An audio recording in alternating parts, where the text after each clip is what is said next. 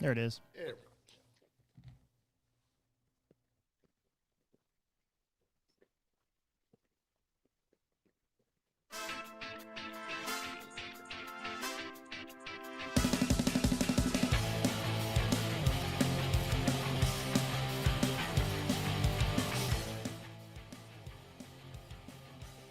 Oh, crap. I think he had to go let his dog down or something like that. He'll be there in a second. It's been a while. Feels like forever. But we are live, and this is the Hobbyplex Show podcast with yours truly, Alex Sturgeon, manager, race director, Hobbytown Hobbyplex. Joining me shortly with this puppy, who's not a puppy anymore, actually. It's a pretty old dog. Will be Will Brinton. And yeah, we're going to talk about stuff. A lot to talk about. We've had so much stuff since our last show. We had a little podcast that my sister and I did while I was at the Worlds, which was kind of cool. We actually rented out a podcast studio in Phoenix and recorded a show. And then they emailed it eventually to my sister, and then she was able to get it up and get it on the podcast audio stuff. Obviously, we didn't do it on YouTube. So, yeah, we're good. Hey, there it is. Yeah. I got her little doggy bed and some water.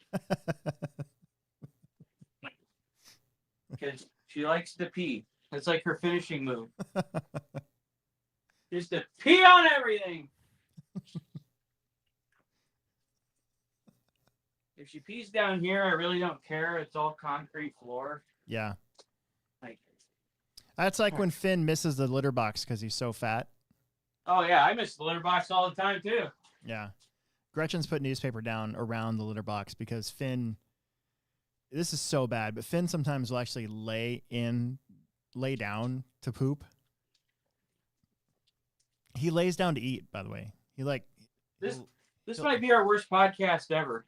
Nah, it'll be the best podcast ever. Oh, I know. I just thought it'd be funny to label it that worst podcast. Well, there you are. How's it going?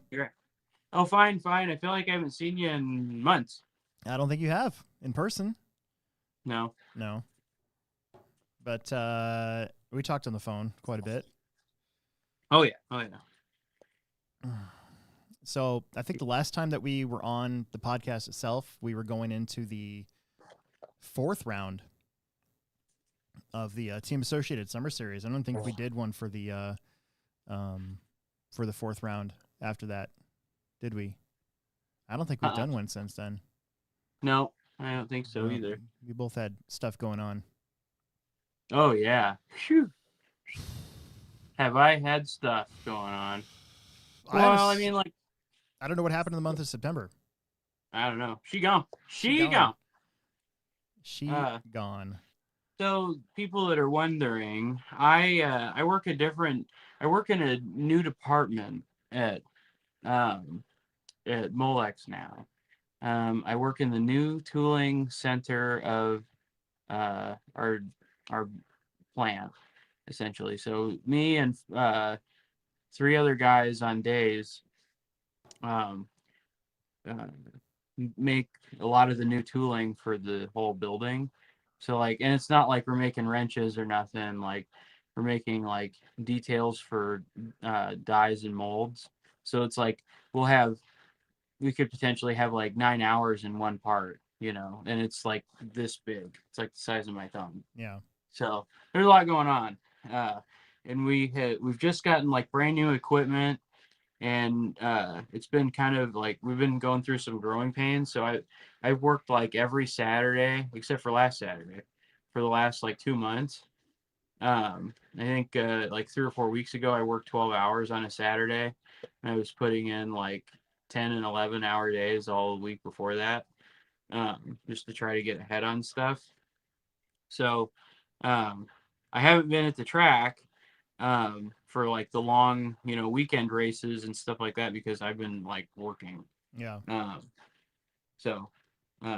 Anyway, so if anybody's wondering, I haven't quit or anything like that. I have been racing dirt oval because I can do that in an afternoon. Yeah, I was about to say. It's like I get off work at 2.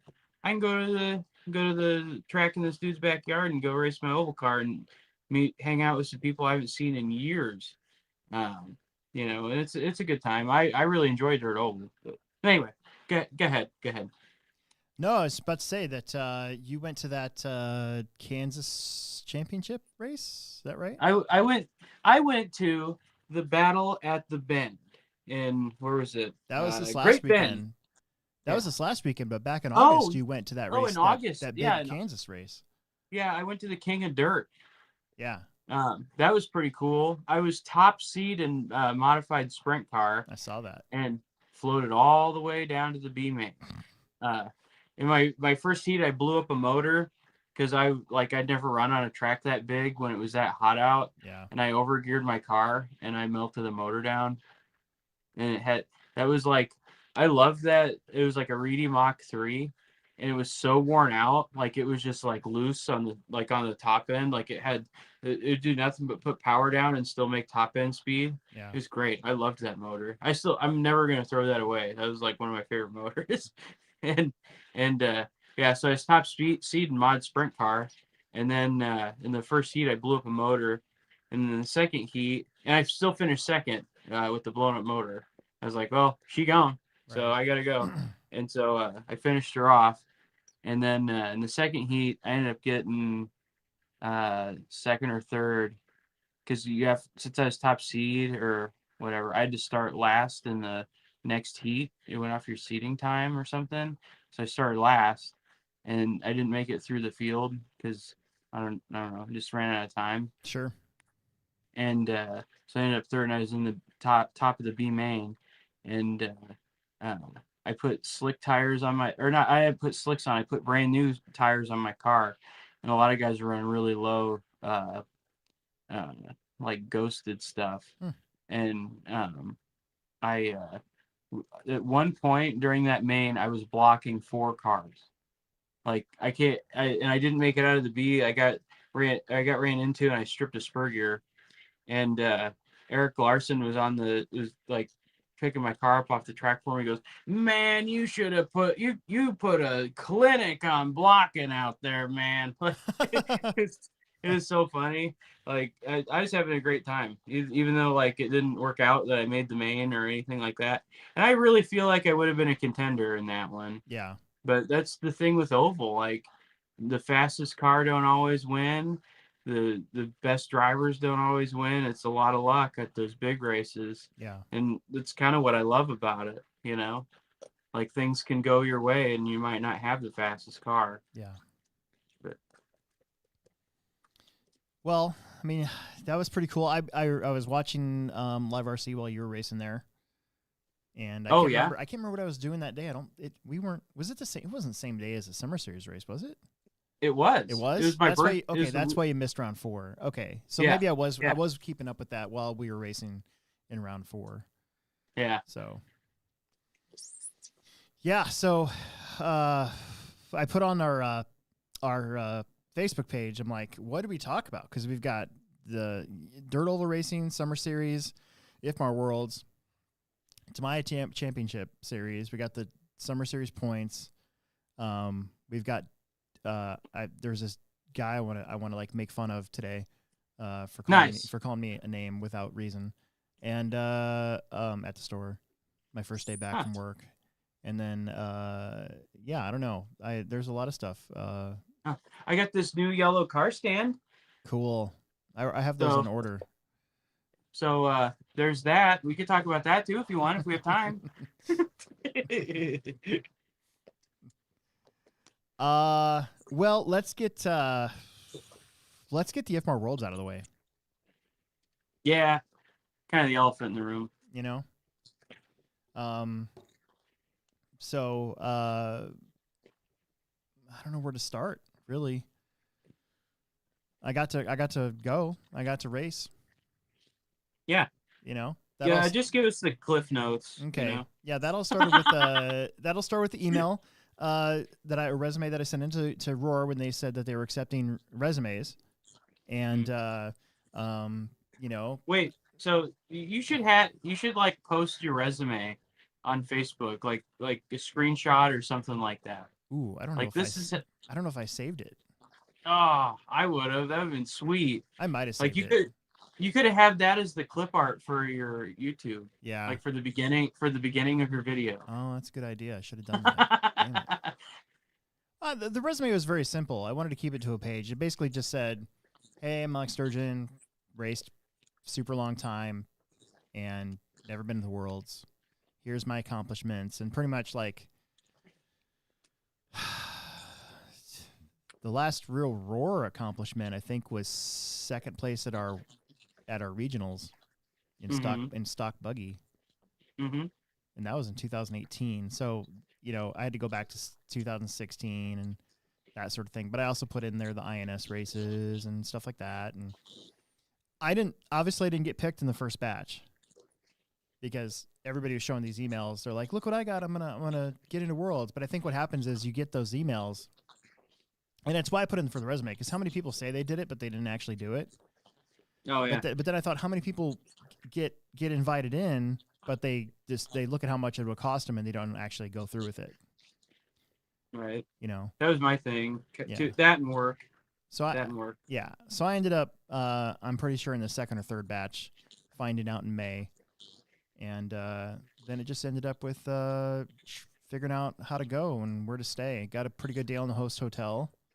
IFMAR was probably like, "Well, we got one spot left. There's who do we got left on the list to begin?" Like, "Well, there's this guy Alex Sturgeon," and they're probably like, all right, I guess if he's the last one, we'll put him in." Was that the guy the lone guy that said no more extra days at the Worlds at the IFMAR meeting? Yeah. Yeah, you're probably on their like shit list. Yeah. The guy, like, after you said that, the dude that runs IFMAR probably like wrote your name on a list of people and laid in his bed listening to The Cure and putting lipstick on.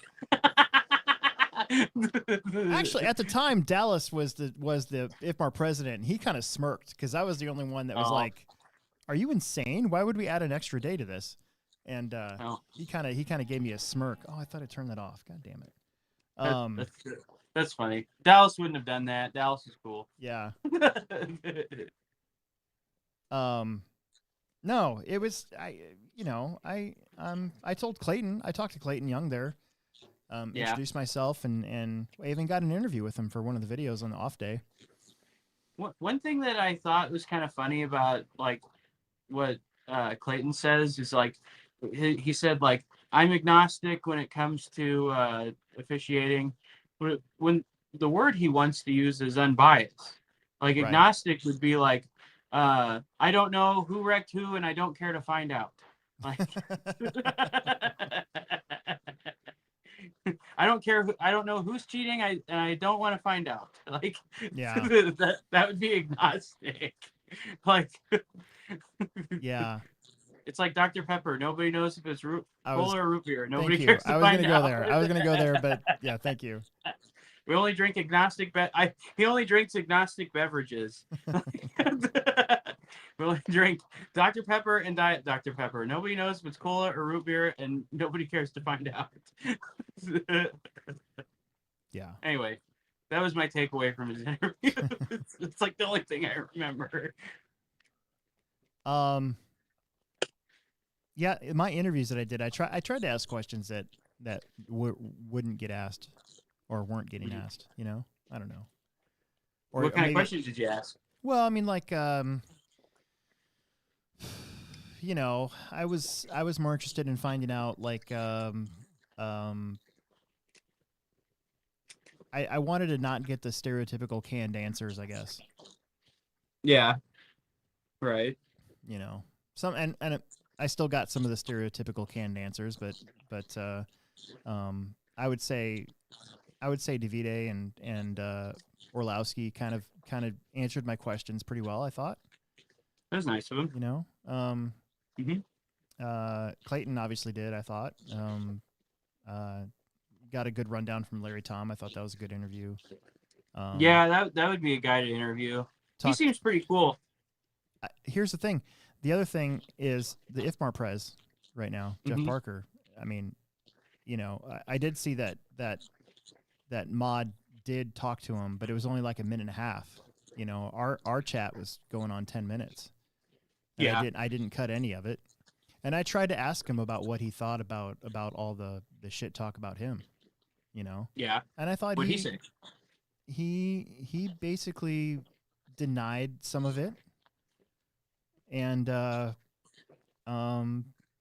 also, you know, acknowledged that, you know, the old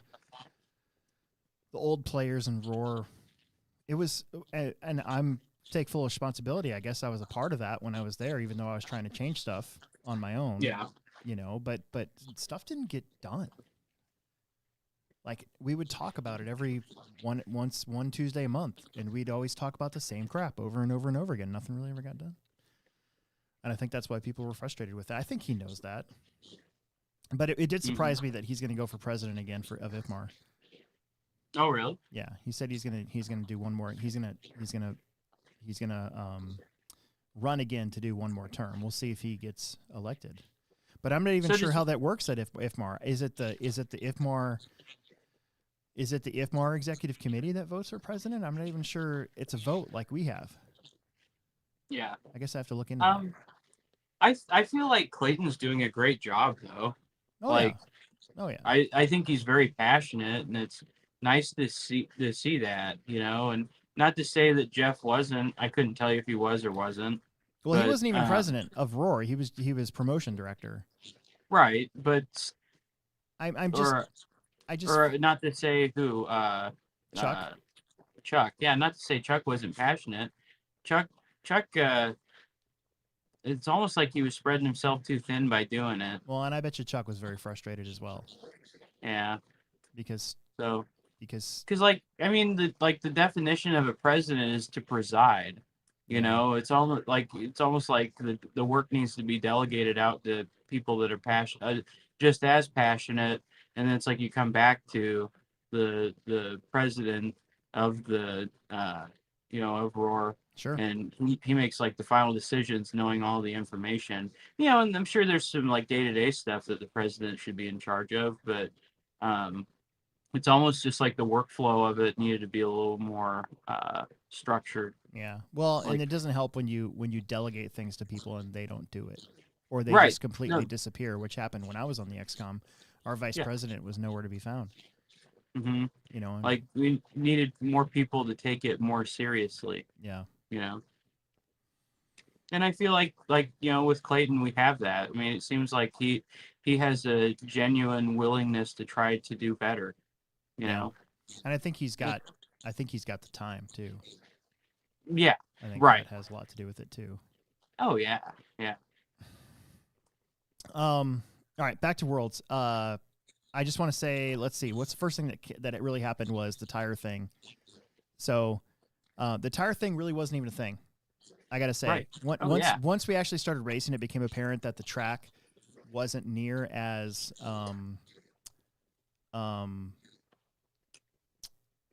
abrasive as it was in the warm up. Because at the warm up, they were still allowing the non warm up classes to use tire sauce and to use whatever tire they wanted to.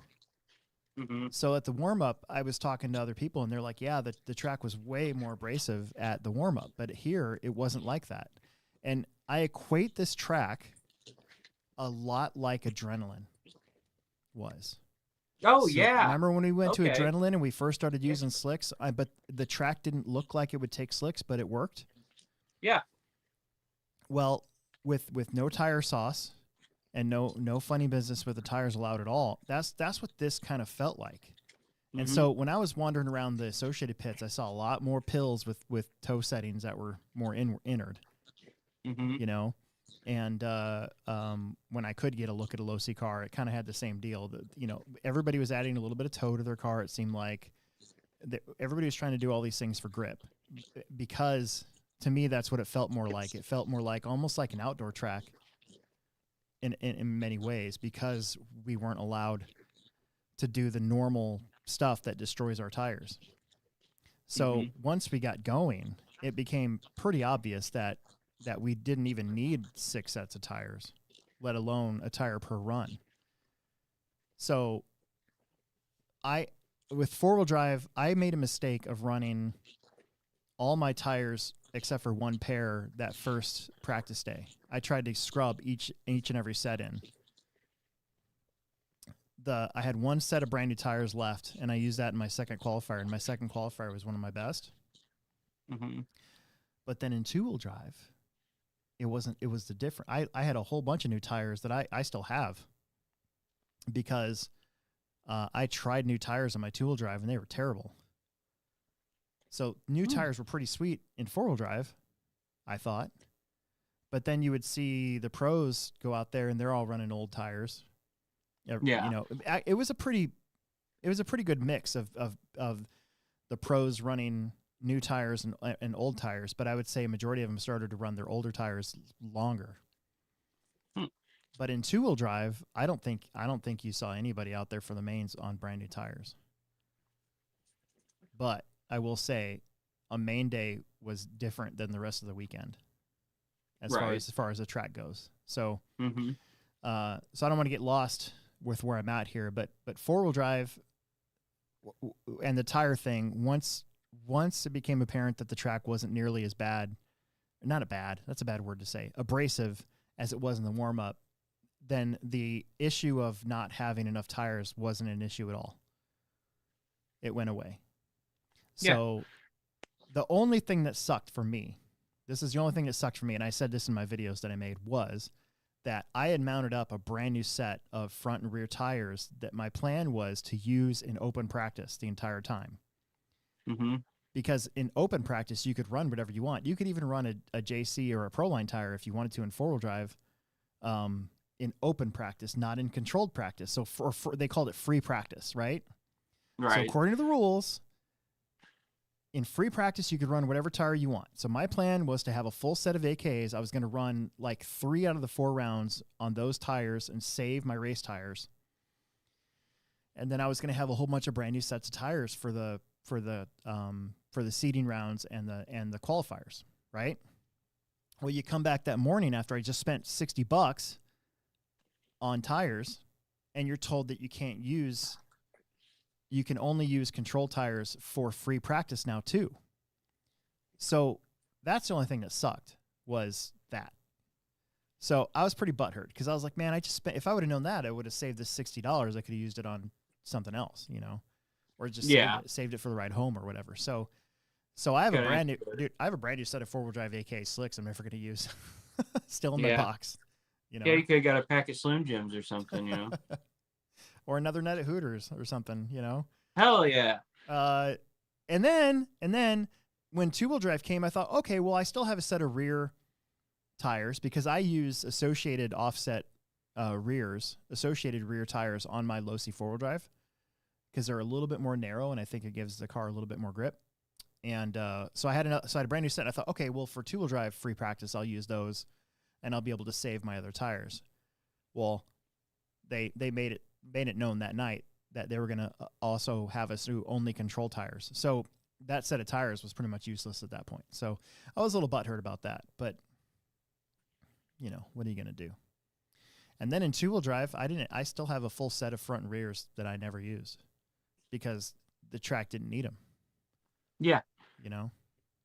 It's almost, it looked like, or to me, it looked like a track like that would have been easier to drive with a set of like 3-run tires versus a set of new ones. Yeah. So it probably wouldn't have been as fast, or your car might not have felt as light in some of the corners, but like to really hustle it through. But I bet it was probably was easier to drive. I think in four-wheel drive, which I'm glad they did four-wheel drive first, so it could groove up a majority of the track. But I think in four-wheel drive, because you can kind of wheel the four-wheel drive through the corners, right? If you don't have grip, you can just sort of wheel it, and you get a lot more tire spin, but it's a controlled drift sort of thing. And I think that's why tires wore out a little faster when it came to the four-wheel drive portion. Whereas the two-wheel drive portion, you can't really do that. Like the word I would say for the way that I drove the entire two-wheel drive portion was delicate. Like I was very delicate with my car because if you got out of line, especially halfway through the run, boy, you're in trouble because it was very easy to get loose. So the groove is very narrow, and you couldn't just hammer on it and wheel it as much on the 2-wheel drive portion. So I think that's why tires tended to last longer, because I think everybody was doing that. Maybe even everybody was driving that way, in their own way, I guess. You know, in fact, the only one that I'd say that didn't look like they were driving, I don't know what the word is, not delicate, but there's another word for it. But Cavallari, his car was money. Like, his car, out of everybody there, his car looked the best. Oh, really? From any vantage point, his car never looked like it was out of sorts in any way. Like, his car was very, very good. And I think that's why he was able to get up in the mains pretty quickly, especially that first main. But I think that's why he also qualified well. He kept knocking out 5th and 6th from the B heat without even really, it didn't even look like he was working that hard, to be honest. Yeah. But everybody else's car looked like it was right on the edge, and they were being very careful to not go over that edge. Right. You know? He runs Schumacher now? Yeah, that new Schumacher car, the LD3. Zeke was telling me, like, with his Schumacher, like, when he was at the Plex last, he felt like it had grip and steering. Like it was, like, really, it was, like, a weird feel. Mm-hmm. Like it even at our track too. It just like had all of everything. So I was actually kind of like, I'm not surprised to hear you say that about Cap's car. Yeah. Back to the 4-wheel drive section. The only change I made to my 4-wheel drive was I added a little bit of rear toe and a little bit of rear anti-squat. It made my 4-wheel drive better. And dude, I was having fun in 4-wheel drive. Like, I had one perfect qualifier where I didn't crash at all, and I was getting really lucky in traffic. Yeah. And I still only managed a 49. That was my 49. Yeah. I got a 49 for that round. And then the next 2 qualifiers, I had one mistake, but they weren't really they weren't even mistakes. They were more like just, you were just offline and had to sort of correct and slow down, and that was enough to get you from top 50 to top 70 because it was so tight. So, yeah. But 4-wheel drive was really fun. I actually liked the track more in 4-wheel drive than I did in 2-wheel drive. Just from my own perspective. Sure. I bet you're probably not the only person to say that, other than Tater Sontag. Right. Yeah. So I'm sure he loved the 2-wheel drive portion. So I got to say something. So in 4-wheel drive, the 4-wheel drive section, I got really lucky because my mains were up pretty close to the first A main and very close to the second A main. So I had my sister save my spot. Here's the funny thing about you're a line saver now? Ooh. No, not for driving, for filming. Oh, okay. Yeah. So here's what happened. So one of the qualifying days, I was standing right next to where Clayton was at, but on the other side of the TV, because nobody was there. And I'm like, well, I'm going to film from right here. Somebody came over and said, hey, you can't be up there. You can't be up there. We can't have anybody here, filming. And I'm like, oh, darn it. So I walked away. I walked all the way to the other side to where the bleachers were. I turn around, I look, and that guy from Britain or Ireland was right there in my spot that I was just at filming. And I was like, motherfucker. I'm like, what? I'm like, what's going on here, right? So I asked, I said, hey, I went up to one of the guys and I said, hey, what's going on here? I was shimmied off of that spot. I turn around, somebody's right in that spot doing the exact same thing. So they said that I couldn't be on the driver's stand, but I could be on the step below the driver's stand. Mm-hmm. So what I did was I went up like 5 races early while like the lower mains were going on, and I just parked myself right there. And then when and filmed the first main event. And then in one of those instances, I wanted to ask Clayton a question. So I walked around the TV and I asked Clayton a question. And as I was doing that, the guy from RC whatever ran over, put his camera in that spot, and then to claim the spot. Oh, did you move his camera? No, I'm not going to do that. I don't want to start any crap or anything. But I was like, dude, I'm like, okay. So then I stood like right next to him, and I got one of the other mains. And then I had Margie come over because she had the mechanics badge, and she saved my spot there. and she wasn't moving for anybody. It was hilarious. And so then when I was done marshaling and I had to go put my stuff away, I ran back over and I was able to finish off filming the rest of the mains. So what happened was, here's what happened, and this, I feel really dumb, and I deeply regret being in the way. And I very much apologize to Davide and Garo. I know he's not going to watch this or anything, but maybe somebody. But anyways, so he wins, and they're handing him the stuff, and everybody's running over there to get pictures and do their filming thing, right? And I'm kind of often just, I'm like, should I go over there? And I'm like, yeah, screw it, I'm going to go over there. So I start to go over there, and so what happens is I rewatched the broadcast, and oh God, Richard, he's like, hey, everybody wants to see you hold this up. Turn this way. So they were against the wall doing their talking and everything, and I was well out of frame and I was well out of the way. And then all of a sudden they shifted over so that he had more room to raise his trophy up. And I was back there like, oh crap, I'm totally in everybody's frame. And so I tried to walk over and be out of the way, but sure enough, I was in the way, and I got on the mod stream back there holding my camera up for my videos from a different angle. But I was like, I look like an idiot just standing there like, oh, I don't know what's going on. But I knew what was going on, but I was like, but it happened so quickly that I was in everybody's frame, and I feel like a dumb idiot. Yeah, you're all right. Yeah. So the two-wheel drive portion, they got a little bit more stringent about who could be up there. Oh, I'm sure. Yeah. So, yeah, keep the riffraff out. Yep. So they officially they said that we couldn't be up there, but as the mains went on, I looked over and there was more people over there. They even kicked out Randy Castor. Really? And he had a media badge. Huh. He seemed pretty butthurt about that too. He was like, yeah, they said I couldn't be over there. And he's like, I guess this media badge doesn't mean anything. So that happened, but I actually like the vantage point that I got from the two-wheel drive mains more than the vantage point that I got for the four-wheel drive mains, because from the vantage point that I got for the two-wheel drive mains, I got a lot of that first corner, first half of the track action, and that's what happened in A1.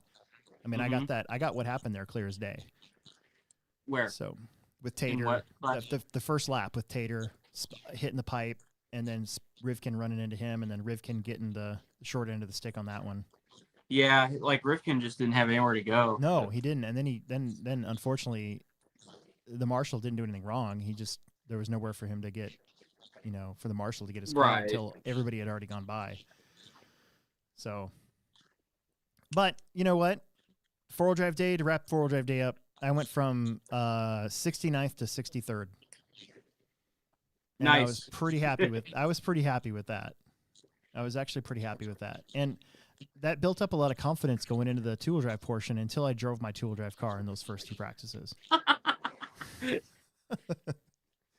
So, hang on a second.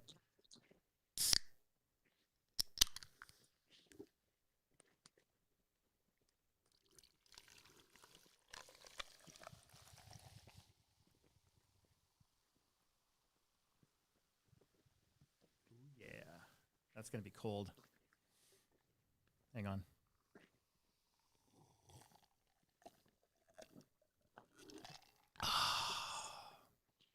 Yeah, it's not that cold yet. So two-wheel drive day came, and I started calling you. Yeah. Because I was so lost. I could not get any grip in my car to save my life, and it was starting to become a problem. Like, it was wearing me down mentally. Yeah. Hold on, my screen's gonna go black. My wife's texting me, but I'm listening. Okay. I'm listening. All right. All we see is your head. There you go. There you go. Can you still hear me? Yeah, I can still hear you. All right. Cool. Anyways, okay, so two-wheel drive came, and it was a struggle bus, but because you answered your phone and were willing to listen to what I was trying to describe, I think we got it turned around, and but we didn't get it turned around until the very first qualifier. Right. Yeah. I No, mean, I mean the the first call was like, man, my car's terrible. yeah. I had no grip, and that was just it. I couldn't get around the track because I had no grip. And um, I did learn something with my car, and that is the long arm doesn't work very well with wide pivot. So Well, the on the point four, like you wouldn't want to run a wide pivot with the wide arm, or yeah, you wouldn't want to run a wide pivot with the wide arm right. on the point four rear end because the C and D block are wider than when we used to run the wide pivot on the point two. Yep. So you're going to be throwing some bones. Yep. That's exactly what happened on that final, because I was going gung ho. I put like 4.5 degrees of tow in the back of my car, and I ended up having the dog bone pop out in my last seating run. Mm-hmm. So I went back to it and I talked to you again, and then I went to the inner pivot with like 3.5 degrees of tow, and we made the car really light. We took the heavy battery and put in the light battery, and I took out the brass plates and put in the lightweight brass plate, and sort of went out there with the tires that I'd ran the day before. So I was on second run, 2-run tires. So it would have been my 3rd run tires. Magically, my car was really good in that first qualifier, and I think I finished 3rd in the heat, and I finished 69th for the round again. Nice. And so I was kind of like, all right, well, we're back in the game, dude. I was like, we're back. Mm-hmm. And so I called you again, and you're like, well, make your car even lighter. So I did. And my second run was perfect. No crashes. I won the heat, and I was TQ until the next heat was done. Nice. So I got the mod interview. Did you watch that? No. Dude, I started to cry. No, I did. I did watch I it was because Jeremy texted me. I was a freaking baby. Yeah. Yeah, Jeremy texted me and I was watching it on TV. I just got home from work and I put it on my TV. And like literally like I turned my TV on, you're on the screen and Jeremy's texting me. Cuz like my stuff was so bad earlier that morning that to win the heat and to basically have a perfect run, cuz even if I don't qualify super high, I always feel like if I can just get a run where I don't crash and I feel good about it, Mm-hmm. then I've done something for myself. And that's what Right. that's what that run represented. And so when they started asking me, questions, and I was like, yeah, and I just want to thank. I called you out. I said I just want to thank Will Brenton for taking my phone calls, dude. I legitimately started to cry, and I feel like Yeah. I was like, oh my god, and so I had to stop for a minute and be like, what am I doing? Like everybody's watching I'm this. getting a little verklempt. I'm getting a little verklempt. But it was That's what I said when I saw you do that. I went, I'm getting a little I'm getting a verklempt. little verklempt. I should have said that. That would have been really funny. Ah, dude. Then you would have been. Then you could have been like, Barbara Streisand.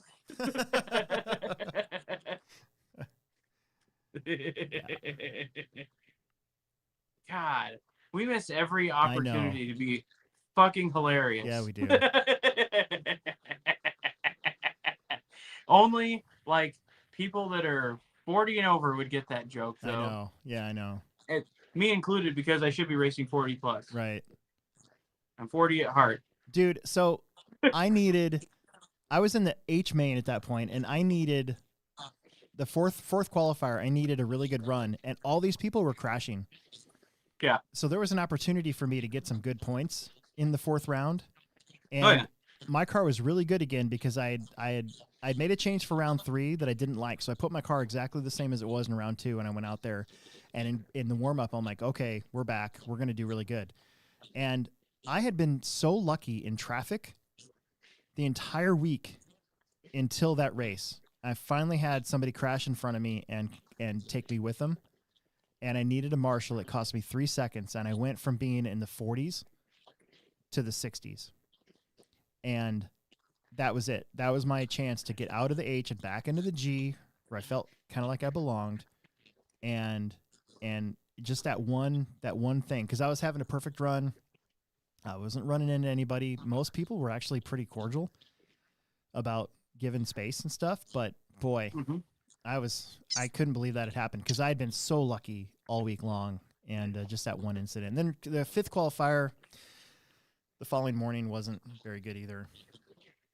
I didn't need a marshal, but I was driving very timid, and the track got weird. Like the track lost grip. And so then going into the mains, and this is where that perspective where I was at for filming the mains kind of came into play at, because you could see, I could tell, and I don't know if you ask these guys, they might not say what I saw. It might be different, but to me, it felt like every single person in the A main was struggling for grip. Even Tater. Mm-hmm. There was a couple times where he saved it, but he almost did the same thing that we were all doing, like the jump to the front tabletop. Like if you were in the wrong spot to get on there, your car would just like squirm out, and you would drive to your left. And he did that a couple times, but he managed to save it and stay in the. He like scrubbed the pipe a little bit, but he didn't crash, and managed to save it. And but I saw that a lot. And that's my takeaway from the mains, was that all day long, I think everybody was struggling for grip. Like their cars would torque steer and stuff. Yeah, big time. Yeah. Yeah, and again, it was driving. Everybody was driving to not go over the edge, because they were right on it, but they were all trying very hard to not go over the actual edge. See, like I kind of wonder, like now that I've been racing oval, like one thing that I learned is like for high or for low grip, you want to your outer hubs, like on the arm, you want to lower them, and then your diff, you want to raise it. So like on low grip, I'll run my diff at 3 and my hubs at 0. And then on high grip, I'll flip them. I'll go to hubs at 0, diff at 3, or hubs at 3, diff at 0. And it's like, well, I kind of wonder if I could try that with off-road. Sure. You know, now that I like understand it a lot better. Yeah. You know. Yeah, it's weird. I ended up putting my diff and my hubs back to the original off-road setting, because at our track, because we have so much grip, Mm-hmm. we run the diff we higher to get the lower ride height, correct? Right. So well, but it's more about the keeping the drivetrain like in line at ride height. Yeah. But then like you can add more angle or less angle to get more or less grip. So like right now, like my suspension or my drivetrain would be like as free as possible, because I'm running 0 diff and 3 axle height. But like the other way, it creates more mechanical bind, so it creates more grip. Yeah. But I'm kind of wondering, like when I race off road, if I need more or less grip, I might just move the hub and diff and try it. Yeah. But the problem is it takes droop out of the car. So when you do that, like when you move the hubs up, you lose droop. So you have to compensate for the droop. So it's more about isolating the one change you want to make, and not changing like 4 things by making one change. You know what I mean? I don't know what you mean, because clearly I'm not an engineer, and I changed like 5 things or 6 things at a time when I was chasing my car trying to get some grip. I'll drink to that. We're having a Coors Light. Coors Light, boys.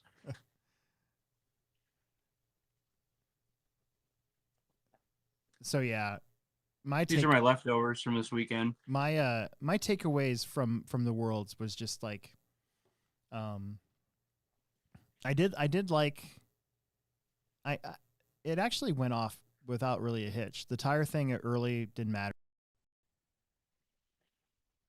That I hope that in the future, IFMAR does put a limit on tires to begin with. I think that honestly, like I know that Larry made that post about how the tire situation was his fault, but In my opinion, it really wasn't. Because how do you prepare for that? Do you just have like a semi truck full of How do you tires there? prepare for people buying 16 sets of 15 sets of tires when they don't need them? I know. Well, that's the thing. Like he was like, "There's no way nobody's gonna need that many sets of tires." But like, how do you prepare for that? Like, do you have just a semi truck full of tires on consignment from Horizon from AKA, like there, Do they and they even have sell that many? right? Like, do they sell what they sell what they like? And like, there's no way. Like, they have a quantity that there's no way that they're ever gonna run out, Yeah. and they sell them and like tell Larry like how much they sold, and then they split it, or Yeah. they do a split on it. I don't know. Yeah. I mean, it's I like, hope how does something like that work? I hope that they learn from this one and just from because they think pretty sure there's a limit on touring car. I could have swore that there was when I was there in 16. I could have swore there was a limit on tires. Like you had a set limit. So. I hope Losi goes to a standard offset front wheel that like uh Associated, Yokomo, Well, Schumacher. Everybody else runs that same we're going to front talk wheel about that next. Except for Losi. And the reason why there isn't a pre-mount for the world is because of that. Yeah. They're the only manufacturer that doesn't have the use a regular Associated wheel. Yes. In their kit. Yes. So, okay. So that wraps up my end of the IFMAR. I hope I didn't forget anything. The Hobby Action crew did an awesome job. He had a buttload of help. So props to his locals for giving away like 9 or 10 days out of their life for that event, because that's really hard. Just to get one person to help here is hard. So to have like 20 extra people to be at that event for that long, to be the guy at the gate saying, nope, you're not a mechanic, you can't come in here, to be in the 3 to 4 to 5 people that they had with the tire station, the referees for the race, oh, that's something I wanted to say too. Somebody in the chat said that Cav got hosed on that initial call. Yeah, I agree. Because in my video you can hear me going, what? Cav's got to stop and go. I'm like, what for? Like, he didn't do anything wrong. So I'm just to be clear, I'm not a fanboy of anybody. I like good racing. I also thought it was cool how the Ryans, Cavallari and Mayfield, were right there in the 2-wheel-drive main. For as long as they've both been doing it. I watch. See, like Live RC, they did like a whole bunch of replays of that. But the corner before, it's like he ran it. Cav bumped Aiden and got him out of shape, and then got him again once he was spinning out. Yeah, I don't know. Hosed? Yeah, I don't know. I don't know. That's tough calls. It's a tough call. I think Cav had a reason to dispute it, because he did touch him in the corner before, but I think Aiden had enough space and enough time to gather it back up, and didn't. And Cavallari at that point had nowhere to go. So right. Like, I mean, I guess regardless of how they got there, I don't know. I wasn't there, and I also wasn't driving. Yeah. So I don't know. But that goes back to what I was saying about the track too. If you were anywhere outside of the little pocket where there was still grip, it was hard, very, very hard, and very, very difficult to stay straight. So, so that bump would have probably got him a little out of shape, and Aiden tried to get back into it, started to spin because he was outside of that little pocket where he had to be. So, I don't know. I would have just left that one alone if I were calling it. I think maybe Clayton was trying to set the tone a little bit, maybe. I don't know. It was the first main. So yeah, he is agnostic when it comes to refereeing, so yeah. Okay. On to one. So I don't want to spend too much time on IFMAR Worlds, but it is a big deal. I just want to say to everybody out there who's got a low-C car, okay? And this is not to knock TLR in any way. Great job. first time in 20 years, Ryan Cavallari was actually the last low-C driver to win a world championship, and that was at Minreg in 2003, so 20 years ago. But all you guys that are out there looking at Tater's setup sheet that they posted, I just want to tell you that was not the car. The original 5.0 car is not what Tater was driving. So I wouldn't get super excited about any setups that come out of that race for a couple of reasons. A, chances are you're probably not driving on a track that was anything like what was at Hobby Action. Even the regular Hobby Action, even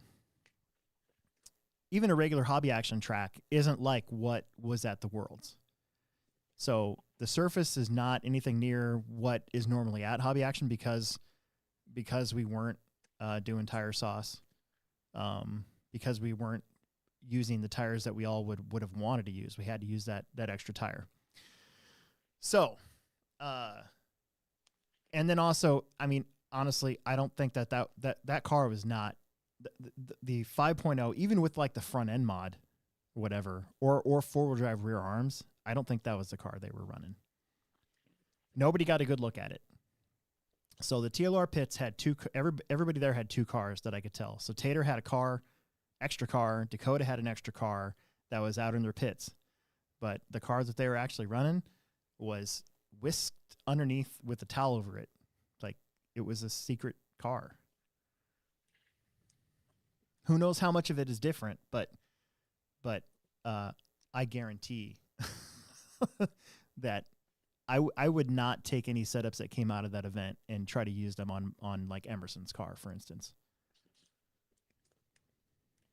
Oh yeah. I mean, yeah. So yeah, in the Red RC pics, you can see the front end had what looked to be Team Associated hubs and spindles on it, sort of, because it had it definitely didn't have the standard low C spindle. But here's the deal. Here's what I think about that. Somebody was saying that it was an Associated front end, but I bet you it wasn't. I bet you that was a new front end that will come out on whatever new car comes out in the future. I bet you that front end is going to be on that car. So is it a low or Associated geometry front end? I mean, it might be. It might be.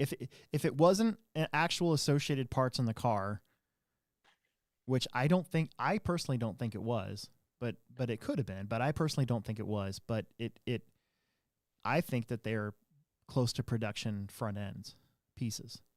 So the thing was I talking to you about it where I made the comment where it's like old school 12 scale, where like you'll buy a CRC car or like a Trinity car with a Associated front end on it. Like they just use the Associated front end on everything because it works. Sure. Yeah. It's like now this is like off-road 12 scale where everybody uses the Associated geometry front end. I bet Jay Halsey, I bet not Jay Halsey. I bet Roger Curtis is like all right, because they were that geometry and you know what I mean, like proven for 40 years, you know. Yeah. But well, and then like Red RC's thing, they blurred out the rear end of the car. So I tried to get a look at it just passing by. You know, I didn't want to make it obvious. Be like, hey, here's like you have like your phone on a stick, like walking by. Some guy did sneak pics of it. I can't remember I can't remember who it was or what he did with it, but he tried to sneak pics of it. But I tried to get a look at the rear end, and I really didn't get a good look at it. I was hoping that what I would see was some sort of easy access diff, you know, but I didn't get a look. I did not get a good look at the rear end of that car, but I did see Tater's front end on his car when I was talking to him, you know, and that's what it looked like to me. But who knows if it was actual Associated parts or not? My gut instinct is that those are actually low C parts that just happen to very much look like how Associated spindles have the little graphite. What do they call those? The little carbon piece that you put your ball stud onto. Oh, the hub tower. Yeah, whatever the proper name is for that. Yeah, you know, that's what it looked like. That's what it looked like. I hope it's a more simplified front end because I think the Losi's front end is somewhat complicated.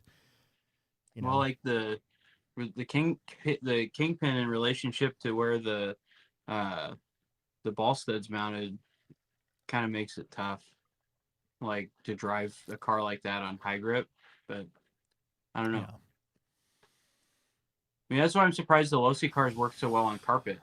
But who knows what front ends on them or has been on them. Well, Emerson's car worked really good on carpet stock. Yeah. Huh. You know. What do I know? He's super excited for carpet. I'm not. I'm excited. We just got a to super do chat. Some more of this. Our first super chat in a long time was from Nut House, a longtime How Patreon. How much is it? How much longtime is it Patreon member, $10. Oh. Says Yoda will. Yoda will. Yoda will.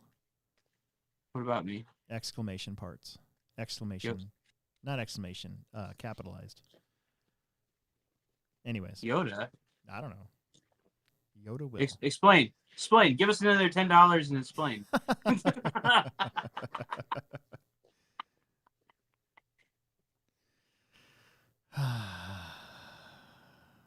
All right, enough of that. We got some comments. We'll go back through the comments here when we get close to the end. We've already burned away about an hour. Hell yeah. So, Emerson and I are talking. We might go to nationals next year, and Where's it at? He might try to. Your Yoda will for guiding me with my 2-wheel drive car. There you go. So. Yeah. Yeah. More grip you must have. Yes. I'm more of like Jar Jar Binks. You know what I'm saying? Okay, I'm Jar Jar. I'm actually the Jar Jar. You are, if not Yoda, you're at least some sort of intellectual Jedi master. Dude, I'm Han Solo. There you Fuck go. you guys. Han Solo.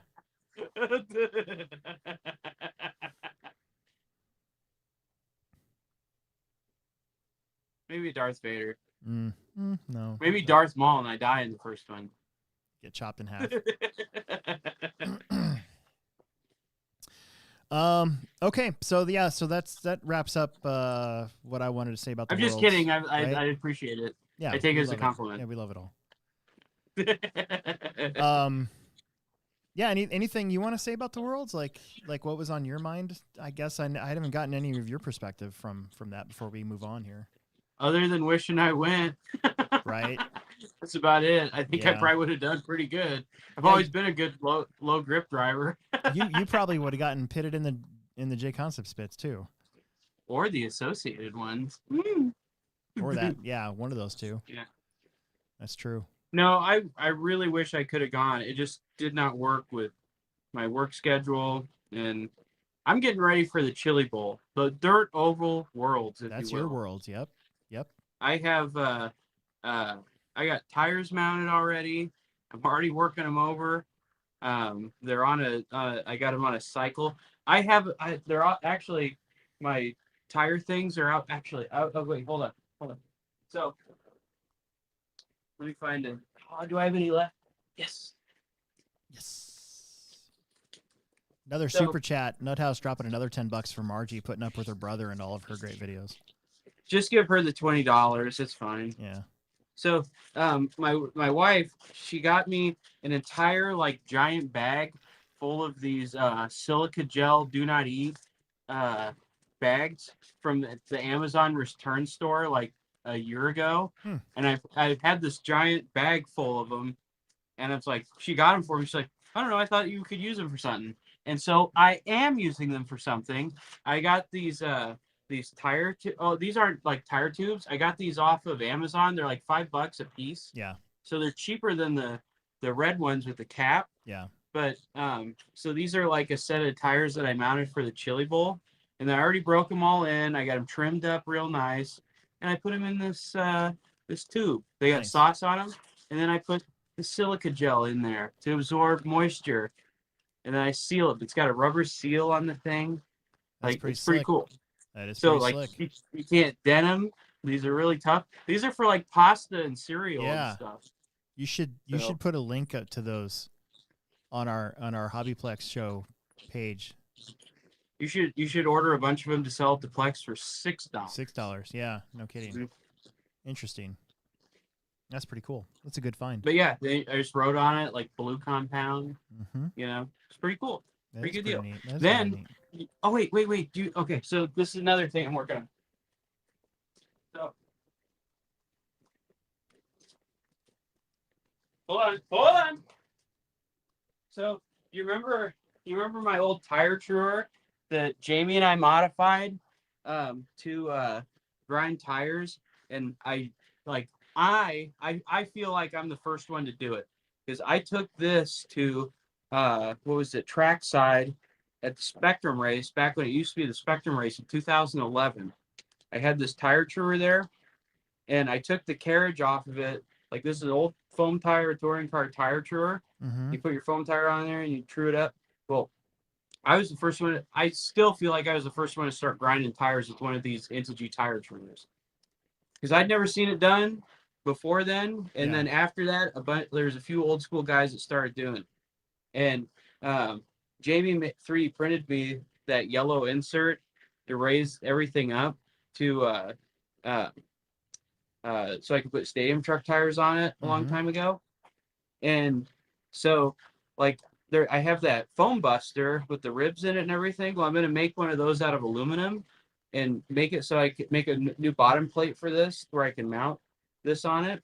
And then I bought this speed controller or like potentiometer on Amazon so I can automate and time my tire foam busting.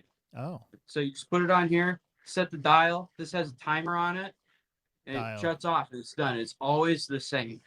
Dialed. Pretty slick. That is pretty cool. That is very, very cool. See? I wish I was that smart. Yeah, me too. Yeah. I mean, I wish I was that smart. Oh, okay. It's okay. You can wish I was that smart too. That's okay. No, we all know who the smart one is in the duo here. Okay. Rich? Is it Richard? Maybe. Hey, me. I'm dumb. I don't know. I don't know what I'm doing. Okay. Okay. Worlds. You can always go back and watch my videos. Go back and watch my videos. I'm pretty stoked that I gained like 200 something subscribers, and I actually made some money from YouTube for the first time in a long time. And they said racing wouldn't pay. Yeah, it's gonna pay for like 1/10 of the hotel. Nice. Yeah. Still something. I want to get to the summer series before we run out of time. That's the next thing on my mind. So I wasn't there. Oh, I don't have the points in front of me. Oh, it's fine. Because I haven't been able to post them yet because I haven't had access to because they blocked my stuff. Shoot. Okay, well that's okay. We'll talk about we can talk about the results real quick. I had them up. Okay. And so summer series was the same weekend that I was gone at the Worlds. First time ever that I've never been there for the summer series finals. I do want to say that it sounded like my son and Tim and Logan, and I'm sure Riley also called some races for me, but it sounded like everything went without a hitch. There was some interesting finishes that sort of saved the day from turning in a fiasco with like a super tie, that had to go to something that, isn't exactly listed on the sheet. We haven't had that for a long time. Mm-hmm. So let me just do this real fast, and I'll try to remember who won the points as well. So Plex Spec, this was pretty cool because it had pretty much all the major players were there that were in the Plex Spec races. So Ryan Nemec, TQ and win. He got the Plex Spec win. Alex Eichler finished second. Isabella McMillan was third. So that was the podium for the day. Then Haley Hensley, Bo Sheffield, Jamie Peevler, Bentley Sheffield, Jamison Conrad, Steve Eichler, and Briar Jones. So I'm not really sure who that is. Ooh. So So I know Ryan Hemmick got the win. This is what happened. So we did have a crazy tie, but it wasn't in a class that I was worried about being a crazy tie. So the crazy tie was between Alex and Jamie Peevler. And their first throwout and their second throwout were exactly the same.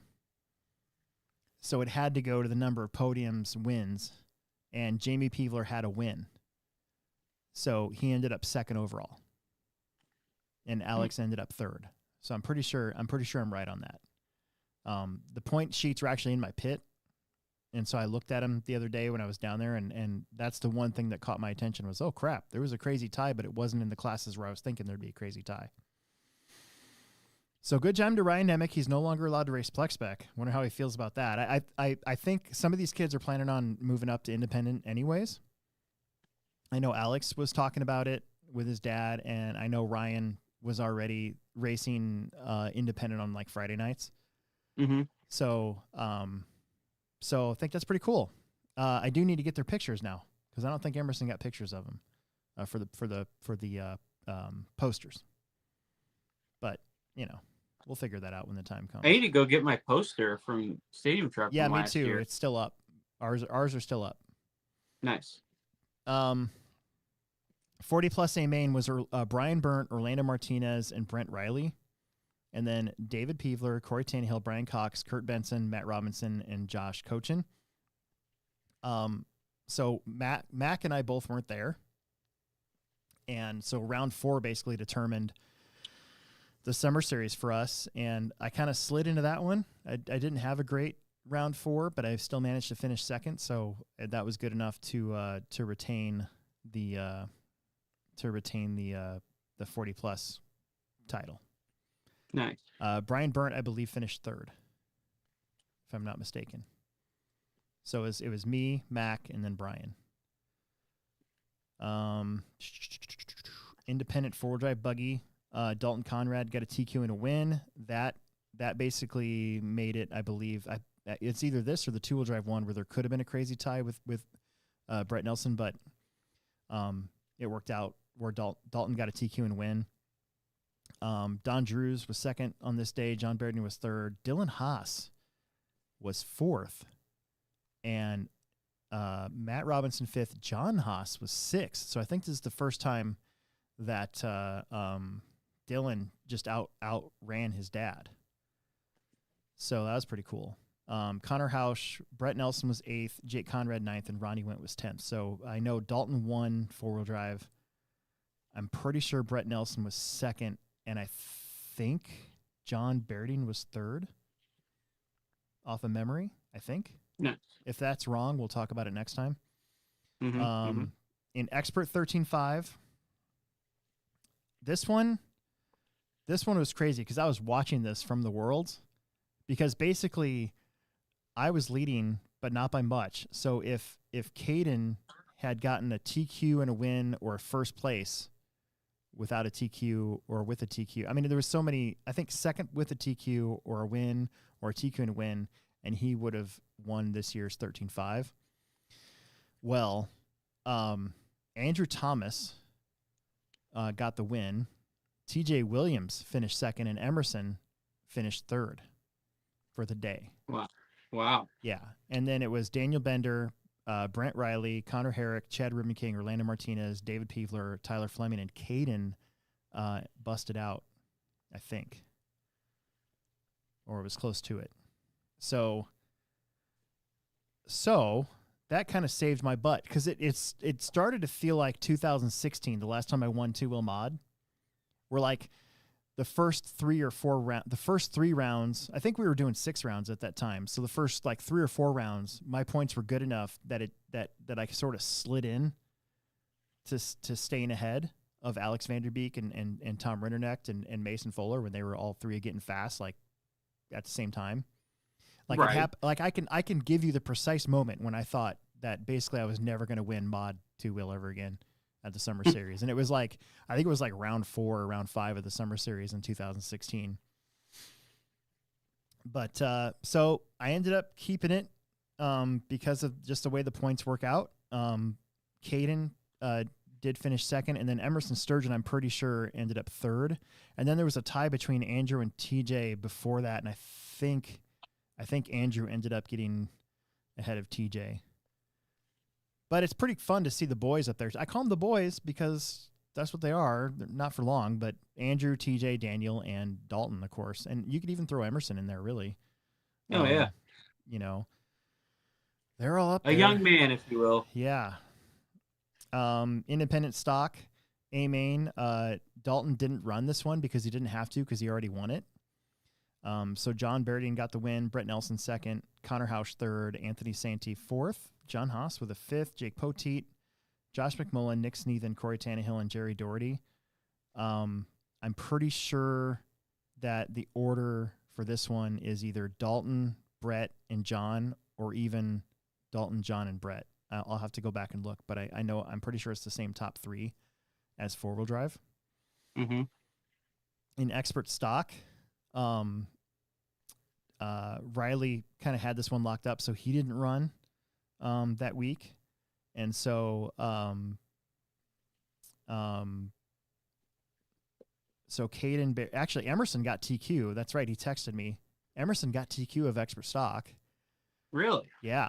And I was watching this main, and I'm pretty sure that he led a good portion of this race.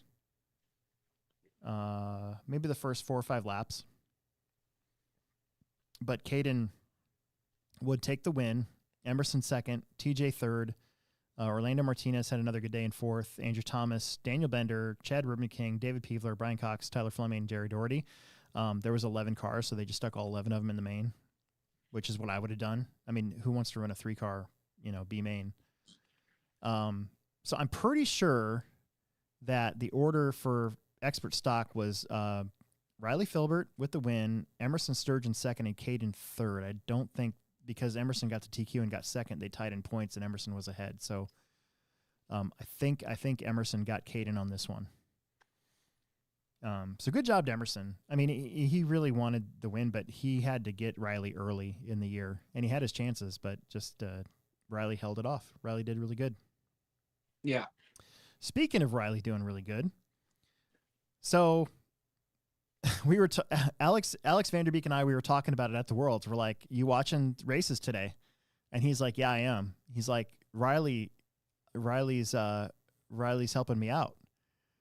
And I was like, "Really?" I'm like, "What's going on?" He's like, "He's TQ." And I'm like, "No way." So then I went back and I looked. I'm like, "Oh yeah, that's right. Riley is TQ." So basically, Mason Herrick had to same thing, have like a TQ and a win, or a win, I think, a TQ and a second or something like that, and it would have caused a crazy tie. Oh, I'm sorry. TQ and a win, and Mason Herrick would have won outright. Any 100-point finish would have caused a crazy tie between Alex and Mason. That basically would have gone down to that day because they both would have missed a day. Mm-hmm. So, and they both had the same number of like wins. So it would have been, so it would have gone down to the fourth tie break, which I never thought I'd have to use ever. But Riley TQs and wins the whole thing and just takes that out of play. So Alex Vanderbeek is your overall mod 2-wheel champ. Not thanks to Riley, but kind of thanks to Riley. So good job, Riley. And I'm sorry, Mason Herrick, if you're watching, that sucks because you also deserved to get that as well. So on the day, it was Riley Filbert first. Mason Herrick did get second. Mason Fuller was there on the last Summer Series day. Ended up third. He was. Yep, got third. Brian Burnt fourth. Brandon Carney, Dustin Hosick, and Drew Rubin King. So there was only 7 mod 2 wheels with a bunch of us gone. So Alex Vanderbeek wins the overall, and I'm pretty sure Mason Herrick's second, and then I'm pretty sure Riley got third overall. I think. Real quick, Mini Truggy, Logan Prismanis got the win. Tyler Fleming second, Matt Robinson third, Don Drews fourth, John Haas, Dylan Haas, Kurt Benson, Jake Conrad, Sam White, and Ryan Anderson. And I'm fairly positive that Don Drews actually won the points on this one, but I didn't look. So I think I perused it, but I'm pretty sure that it would have been Don, Logan, and maybe Tyler Fleming. I hope I'm right. And again, if not, when I get the actual points uploaded this week, we can always talk about it again on the next one just to clear the record. But I'm pretty sure that's how it goes. In points in Truggy. 4-wheel drive mod. The same situation needed to happen. Mason Herrick, if he would have gotten a TQ and a win, he'd win outright.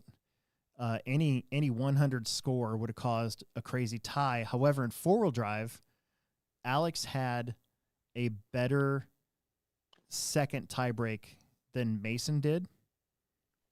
So even if Mason didn't TQ and win, but still got a win,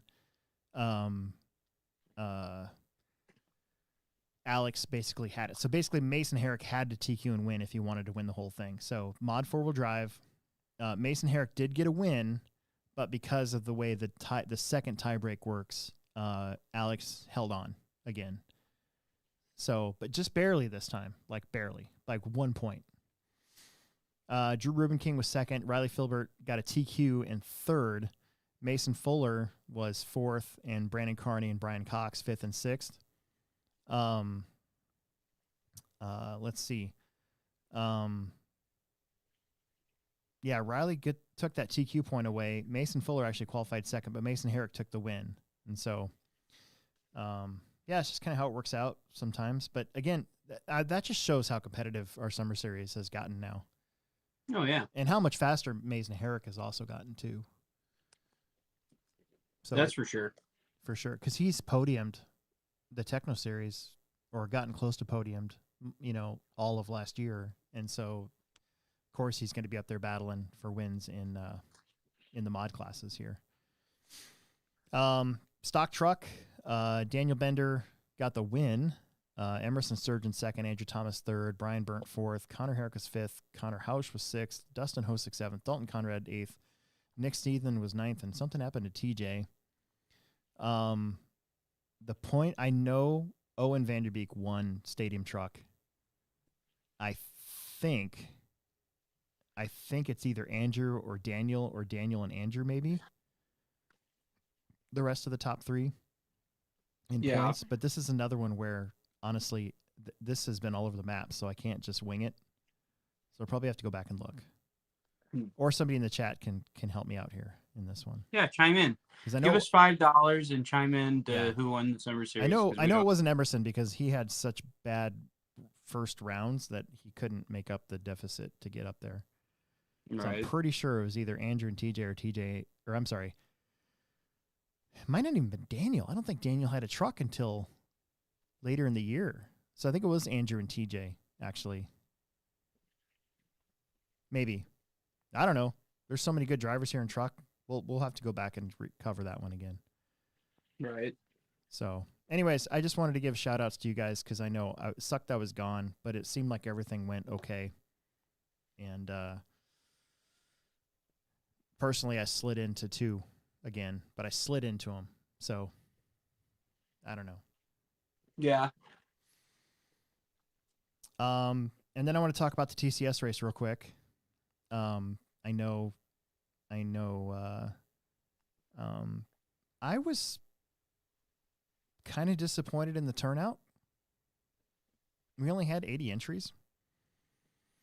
And what weirds me out about the TCS stuff is like the entry fee is free. Yeah. And you win stuff. Like if you get first, second, or third, you win some pretty cool stuff. Oh, yeah. No, when I was a privateer and able to run the TCS race, I ran it every year. Scotty Ernst was here calling the races. What? Scotty was here calling races all weekend long for the TCS. Did he race? No, he's just calling races. To me, I brought him in. Really? Yeah. Wow. That's pretty cool. Yeah. I didn't know that. Yep. It was awesome. It It was great. But That was this weekend? that was this weekend. Yep. Huh. I would have come up and visited with him, Yeah. but I was in Kansas. Yeah, it was great. But dude, I mean, GT1 only had I think 8 cars. GT2, What? which is a trip to Japan class, only had like 7 cars. Really? Yeah. So who won the trip? Daniel Ho. Huh. Well, good Who- for Daniel. Yeah, they did really good. Yeah, so that's the only thing. Kind of saw. I was expecting over 100 at least. I don't know. I think the on-road tracks are kind of fewer and far between, and then the guys that race it don't really travel Yeah. anymore. I think Yeah. that there's hardly anybody left that used to race it back in the day. Yeah. That sucks, though. I like Yeah. touring car. It's not even touring I car. really. I mean, there was Mini. Mini only had 7 vehicles in it. How is that possible? I don't know. Which Mini do you have to run now? M08, M07. Huh. They're all Miatas. They were all Miatas, the ones that I saw. Oh, really? Yeah, they were all That's little. cool. I think they're rear-wheel drive too. They're all little mini Miatas. That's really cool. Yeah. And I like the Tamiya stuff because it's all scale. Like, it looks like something. Yeah. Like, I don't. The older I get, the more I like stuff that looks like stuff. My NSX TA07 looks like an NSX with my paint job Yeah. on it. I still have my old touring car bodies because I won GT1 one year. No, GT2. Yeah. GT2 was the fast class that year. Yeah. It was faster than GT1. And I wanted to race. I was like, well, can I run GT1 with my GT2? And Tim said no, because you had to have a 10.5 in your car. It was, or a 13.5. Yeah. Well, I'd asked that last year, or this spring. I was like, can I just run your GT2 car with the 21.5 in the 17.5 class, because the lap times are basically the same. Mm-hmm. And he wasn't sure, so I just put a 17.5 in it anyways. Yeah. Like that back. Maybe that's what Tim said, is like he wasn't sure, like back then. I mean, this was over 10 years ago. Yeah. Maybe longer ago than that. But so yeah. I got some shout outs. I still have my medals. Yeah, me too. I got all mine too. Here's some shout outs. So Chris Haida won GT Spec Novice. Mm-hmm. So he won a BBX. What's a BBX? It's that Tamiya 2-wheel drive that new 2-wheel drive off-road buggy from theirs. It's got like a trailing arm suspension. Oh, really? Yeah. That's pretty cool. And it's got all metric hardware. That's a first for Tamiya. They don't normally do that. And metal shocks. What do you mean all metric hardware? Well, like they normally use those those really coarse screws. Coarse thread. Yeah. Yep. Like, it's not standard. Yeah, this car's got all machined. Sorry, machined. Yeah. There you go. Yeah. Huh. It's a buggy? Yeah. It's cool. Remember when Tamiya I had take it that to Hobby Haven. Remember when they had that buggy? That was a mid-motor buggy, like when Associated had the V5. No, it was when Associated was still running the Centro converted car, and Losi was still the 22 meant 22, because a lot of people don't realize that 22, the Losi 22 means 2-wheel drive, 2 conversions, or 2, yeah. So it's either mid-motor or rear motor, because when that car first come out, is you know what I mean? Yeah. So, but Tamiya had that. What was it? It was that car that had Phillips screws on it, and it was their race buggy when they're still making. Was it the T? I can't remember. I cannot remember the name of their 2-wheel drive car. But do you remember? No. But like, I remember Lee Martin was driving it for a while. TYF or something like that, or TFI. I can't like their whole racing side back when they had like the complete racing side. It was TRF something. Yeah. And it was all white. All the plastic was white on. Yeah. It was cool. It was cool. Mm-hmm. It just got outdated really fast. Oh yeah. So Chris Haida won his class, GT spec, Ben Chapluski only finished 1.5 seconds behind him, and then Max Camp got third in that one. So good job, Max Camp and Ben and Chris. You still had Nico Osa, Mike Garrett, Cato, Antoine, Nick Sneathen, Trey, and AC. Oh, they didn't even run their main. That's weird. And then Euro Truck. You missed it. Ken McKinney won Euro Truck, and he made a dime of a pass to get the win. And I was waiting for a class dismissed from Scotty, and he didn't say it because that's what it was. It was class dismissed. Kenny class dismissed this guy, and he deserved a class dismissed, and didn't get it, but it was still an epic pass. So Kenny passed this dude, and it was epically clean, and it was perfect. And then he held on for 3 more laps, I think, to hang on to the lead. I think it was 3 more laps, probably the longest laps of his life. But he did it, dude. That's what that racing there at the Tamiya Champion Series is all about. Yeah, stuff like that. So Kenny won Euro Truck. Euro Truck was one of the biggest classes of the weekend. I think there was a C main, and it's very competitive at the front end for sure. Because here's the guys that he beat: Jeffrey Stevens, and Charlie Lydon. Charlie's fast. Charlie's like super fast in the Tamiya series, and the finish. Check out this finish. So Jeffrey was 4/10 behind Kenny, and Charlie was 4/10 behind Jeffrey.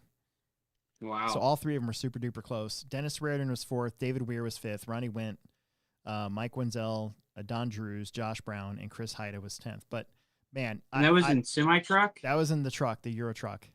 Yeah, dude, you should win like a really sweet, like with light ups in the back of it is one of those naked ladies laying down mud flaps or Yosemite Sam, whichever you choose, whichever mud flap you want. Yosemite Sam or naked lady silhouette trucker hat that says Tamiya Champion Series Truck Champion. Yeah. Should. No, you're absolutely right. You totally should. Dude, because people that don't know that are listening, these are semi trucks. Yeah, they're semi trucks that are race trucks. And in Euro Truck, you're not allowed to change hardly anything. You got to glue the outside edge of your front tires like crazy, and you can put ball bearings in them. I think that's it. I don't think you're allowed to do anything else. So no, it's super cool. So GT1, I want to give props to me because I needed this. So felt little dejected after the 2-wheel drive portion of the Worlds. Come back, I got to work all week. I had been driving this car a couple weeks prior just to make sure that that it was good to go. I kind of guessed on the gearing with the 17.5 in it. I had been racing with the USGT guys. So my thought process was, if I can keep up with USGT with a hotter 21.5 motor and better tires, then I should be okay. And I was usually about 1/10 of a second or 2 off of what like Vishal and Kenny were running on USGT with my GT1 car. Vishal was racing? Well, Vishal normally races USGT on Wednesday nights. Yeah. So when I was practicing, I wanted to keep up with the USGT cars, and that's who I'd base my lap times off of, because Vishal and Kenny are usually the fastest too. Was Vishal there? Vishal was here. Yep, Vishal was here. I miss that guy. I need to just start racing on road so I can hang out with Vishal again. Yeah. When I was a kid, he used to take me to the Lincoln micro racing track. Like he's always just been a real stand up, super nice guy. Oh, I forgot to mention. So Ronnie Went, who raced Euro Truck, he won. I'm pretty sure he won concours with his Euro Truck. His wife painted it for him, but it also had like a Calvin and Hobbes like Tiger, but it had a legit Tiger tail on it, dude. So it had like a higher center of gravity than everybody else's car because of the Tiger tail. But he was fast. He was keeping up with everybody, and he was in the mix. It was pretty cool. So That's I'm pretty sure he cool. won concours. So pretty good weekend here for the Plexers, all in all. I should see if what is Ronnie's wife's name? Aisha, Aisha. I I think. need to see if she'll paint me like a body or Yeah. something, just to have. Because she there's one time I got it right here. There's this like I don't even know what it is. Oh, it's like one of her like cups or something, and she like started laughing and like she thought like she thought that I felt bad, like she made fun of me one time, and I saved this, but she drew me this cup, like she Mhm. hand drew this with like pens in Ronnie's pit, like one day, and Yeah. I just keep it up with my trophies. It's super Extremely cool. talented. Like she is such an artist, and all the stuff that she posts like while she's at the track, Yeah. like she'll do all these sketches that like is just a life uh uh I don't know what I say, like a still art or like a light, just drawing people in like everyday life, and people at the track, and she does such a good job. Like I think that'd be really cool if I could talk her into painting a body for me, or if I buy a pair of Jordans and see if she'll paint them for me. That would be cool. Should ask. Yeah, I should. That would be awesome. All right. So I just want to point this out because I hadn't in qualifying. I wanted a perfect run. I didn't get a perfect run in all qualifying. I got really close. But I either tapped a pipe or had to check up or all this crazy stuff. So the main comes around, and I didn't do a single lap above 12 seconds. 98.6 consistency. Wow. Yeah. I needed that because it's a drive that I needed to like bring my confidence back, a little bit. Right. So yeah, so 98.6 consistency. I just wanted to mention that I did that. That was I'm not trying to rub it in. I'm not trying to rub it in. I'm just trying to say that was really cool and I did that. So when there's this time I raced last time I raced GT2 at the Tamiya Champion Series, I actually have the printout still because I kept it, and my average lap was the same as my top 15 and the same as my top 10 within like thousandths of a second. Yep. And then my fast lap was 100th faster than those. Isn't it cool Like when you do that? Isn't it awesome? That would have been like now. That was when RC Scoring Pro was the thing. Yeah. And that would have been like in the 99. Like I don't know how what the percentile would be for that. I'll find it. Yeah. Like I have that printout. So Daniel Sprancy got second, Mark Haynes got third, Mitchell Pavel was fourth, Ben Bailey, Chris Tyler, and John. Oh, I'm gonna kill this name. In Cantalupo. A couple guys. There was a group there from New Jersey, and wow. Al Sedano was there, and I actually met Al in 2013 when I was helping run the Roar race there. Yeah. And we're friends on Facebook, but Facebook, sometimes you don't remember, you just who people are and stuff. But I was like, he was up there for the first time shopping, and he's like, oh hey, how's it going? And I'm like, oh, it's really good. And then I look at him, I'm like, oh yeah, I want to go back to Jackson RC sometime. That place is awesome. And then he's like, oh yeah, you were at the Roar race. I'm like, yep, that was me. And that was when I picked up a New Jersey accent for a week when I came back, and I had to lose it. But I went to the bagel and waffle place every morning. It was awesome. So we won some pretty good loot in GT1. I mean, everybody kind of won the same loot, and it was cool because everybody's like trading with each other the stuff that they actually wanted to keep. Isn't that the best? Yeah. Vu Vang won GTE. Tim Ski was second. Bob Foster was third. Jonathan Manow, I hope I don't kill his last name, he was fourth. He finally finished the race too because he hadn't finished all weekend long, so we were rooting for him to finish. Nobody had anything for Vu really in this one. Tim had moments of greatness, but these GTE cars look squirrely. That's the best word for him. What's GTE? Oh, they got inboard suspension, and they're meant to look like the real life, like electric F1 cars, basically. Okay. All right. Yeah. All right. But Vu took this one, ended up winning by a lap.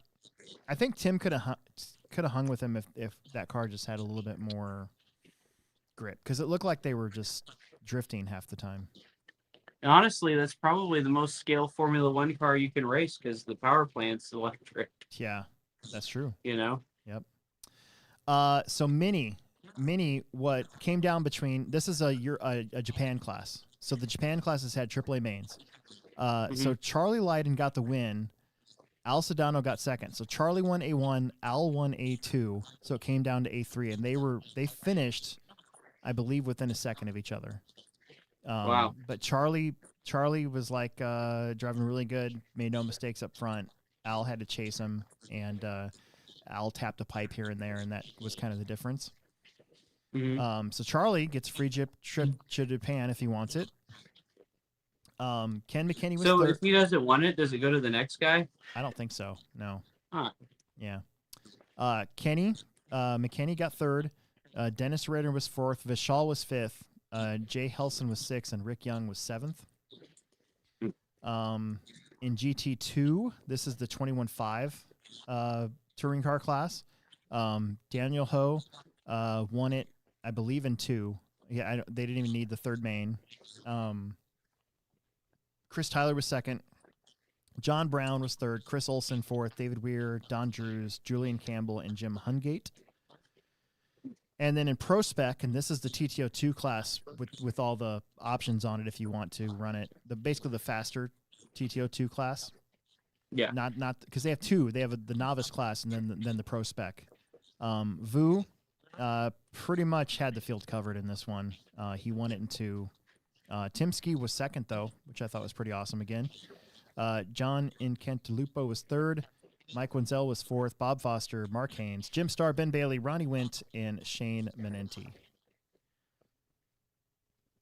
And the race for second and third and fourth, I think, was pretty tight because I watched one of those mains, and Tim finished Tim could have finished second, but he ended up like fourth or fifth in one of those mains. But anyways, TCS race was awesome, and yeah, I'm pretty stoked to be a part of it again. And I would have liked to race GT2, but the rules say that I can't because I'm J Concepts sponsored, so I have to run GT1.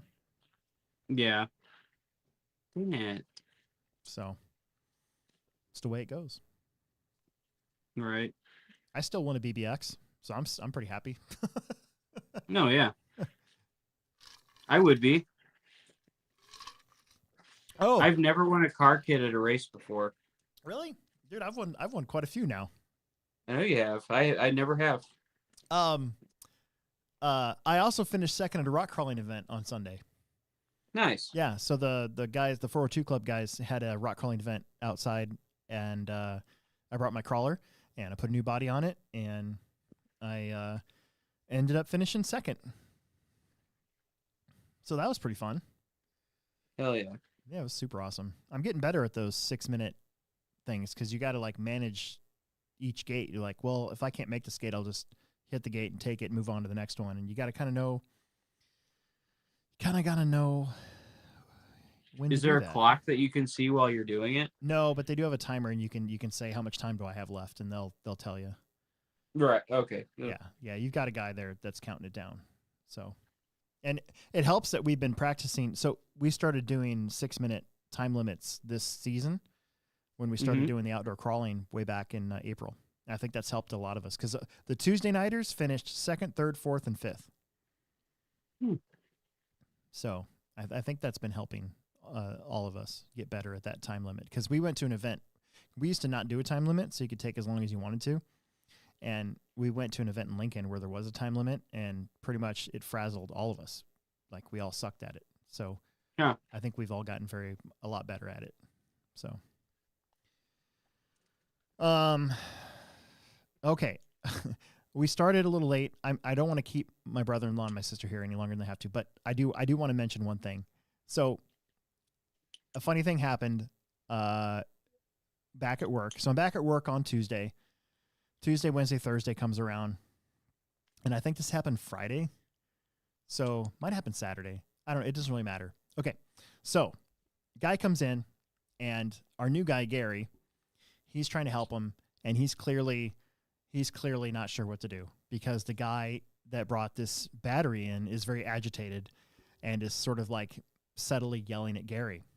And so I see that. I'm like, all right, manager time, kind of get myself ready and psyched up. And I go over there and I'm like, can I help you? And he's like, oh, and matter of fact, it's you son of a bitch. You're the one that sold this to me. And I was like, I'm sorry. And he's like, you sold me this battery. I can't even charge it on my charger. I guess I need some sort of charger. And what it was, I'm not even sure if I'm the one that sold it to him, but he had asked for a Traxxas battery. So we had given him a Traxxas battery. We had given him exactly what he wanted, which was a Traxxas battery. He goes home, doesn't have a Traxxas charger. So he can't charge his Traxxas battery because there's no balance lead. So then he gets mad and he comes in and he starts calling us names. And so makes sense. Yeah. Story checks out. Story checks out. So I look at what he wants and it's $59.99. I know he's looking for a Traxxas charger. And he's like, oh, get some sort of discount. It's discount because I had to come all the way back here and you sold me you sold me the wrong thing. Blah, blah, blah. And he's mad. Like he's really mad. And I'm like, okay, all right, hold on a second. And a free hat. Yeah. So I go and I get the charger and I set it down. I'm like, this is exactly what you asked for according to this. And he's like, okay, am I going to give me a discount on that or something? And I just do this. I'm like, no.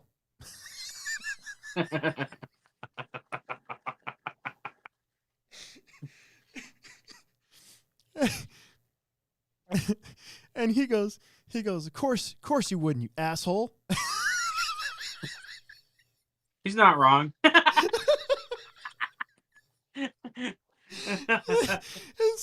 I'm just like, sorry, I'm like, but so in my mind, this is what I wanted to do. Okay. In my mind, and I'm sure in Gary's mind, who's standing right next to me, in my mind, I wanted to go, you know what? I'm not going to sell you a charger at all. I think you need to wash your potty mouth out, and I think you should get the bleeping F out of here. That's what was going through my head, right? But I didn't do it. Yeah. You would be so proud of me. You didn't do the old sign them up for a hobby card or like for the store credit card and then add some coupons on there that go negative and they have to earn them back and just take them off just to keep them happy. Yeah, no, I didn't because why would I do that to somebody who's like calling us names? I don't feel I needed to reinforce that behavior in any sort of way. Yeah. If he would have been nice about it, or if he and not did the finger pointing thing, you guys sold me the wrong thing. When I remember this guy and I gave him exactly what he asked for. Right. Right. So that's where I'm at. I'm just like, why would I reinforce that? So, anyways, if you're watching that guy, you suck. I can say it now to you, but I know you're not watching, so it's fine. But I did. I was like super cool about it. I was like, no. And then he paid for it and he left. And then Gary, he's like, wow. He's like, you handled that really well. I'm like, thank you. Do you call Gary the Gare Bear? No, maybe I should start. He's the Gare Bear He's now. the Gare Bear now. Yeah. Mm-hmm. Anyways, so welcome back to work, Alex, by the way. That's basically what I thought about that. After that guy left, I was like, well, it only took about 4 days. Yeah. It only took about 4 days. So there it is. I wanted to talk about that on the podcast. Oh, of course. Yeah. It isn't really a podcast unless Alex talks about his customer experiences. That's right. Let's go through the comments real quick here. John was on here. Anthony, Peter Renault was on here. Nick Nuthouse, all the usual suspects. Kevin P. Rob the Mouth Millen. Steve RC said podcast was cool at the Worlds. Thank my sister for that. That was her idea. Here's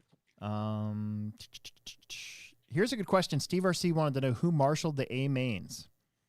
So the A mains were marshaled by the international marshals. So basically, each driver was responsible for their own marshal. Mm-hmm. So And I don't think it could be like a team manager or anything. It had to be somebody that was not going to be partial, I guess. Right. So it wasn't the B main, or it wasn't the main before, because it would have been for the first main. For the first main, it would have been like the I main drivers, you know, and then for the second main, it would have been the H main drivers, and then for the finals, it would have been the B main drivers. So they don't do it that way. So it's called the International Marshals, and I'm pretty sure that either the event sets it up or the drivers are responsible for their own marshal. So there you go.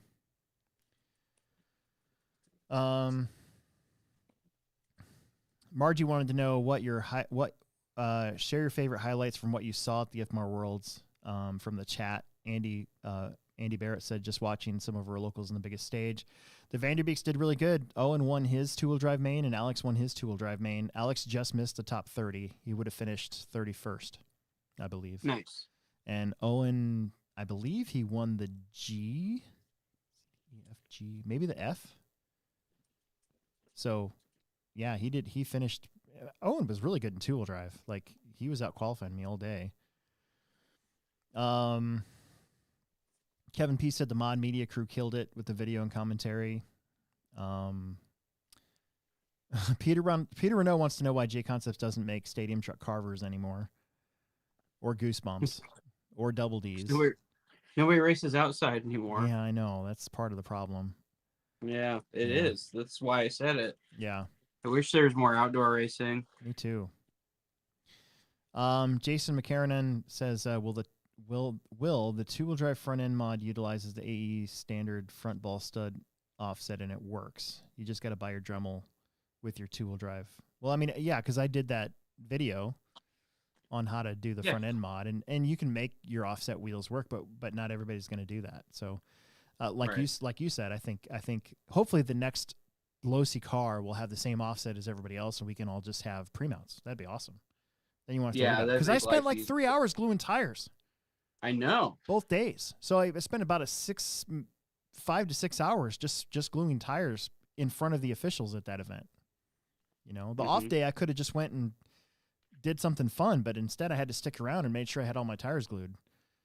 John Bolton says Clayton and the track owner both said they had zero communication with IFMAR before the event. And I can say that I don't doubt that, because the host block, so like Roar, probably should have had more communication with the host track than IFMAR, because your block is in charge of the worlds for that event, you know? But yeah, it's kind of a weird thing that I noticed between IFMAR and everything else. I expected to be more IFMAR people there.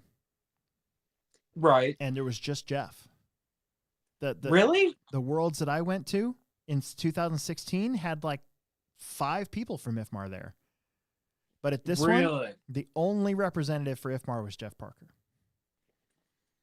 Yep. That actually kind of surprises me. Yeah, it's weird, isn't it? Very weird. Yeah. Huh. Yep. Especially in the United States worlds, where you know there's going to be a lot of people there. Yeah. Anthony Santee says that he's mildly interested in carpet. How about oval? Speaking of which, I'll be putting the dirt oval back in hopefully in a week or so. Sick. Yeah.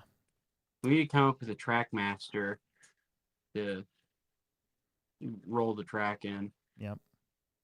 It'd be nice. Will, for the tire truer, is it still mill style cutting, or did you do it by hand? No, it was all by hand. So it's pretty much what you do with the drill now. But back then there was no adapters, right? For a drill. So I had that with a hex on it already, before there ever was any kind of adapter for a drill.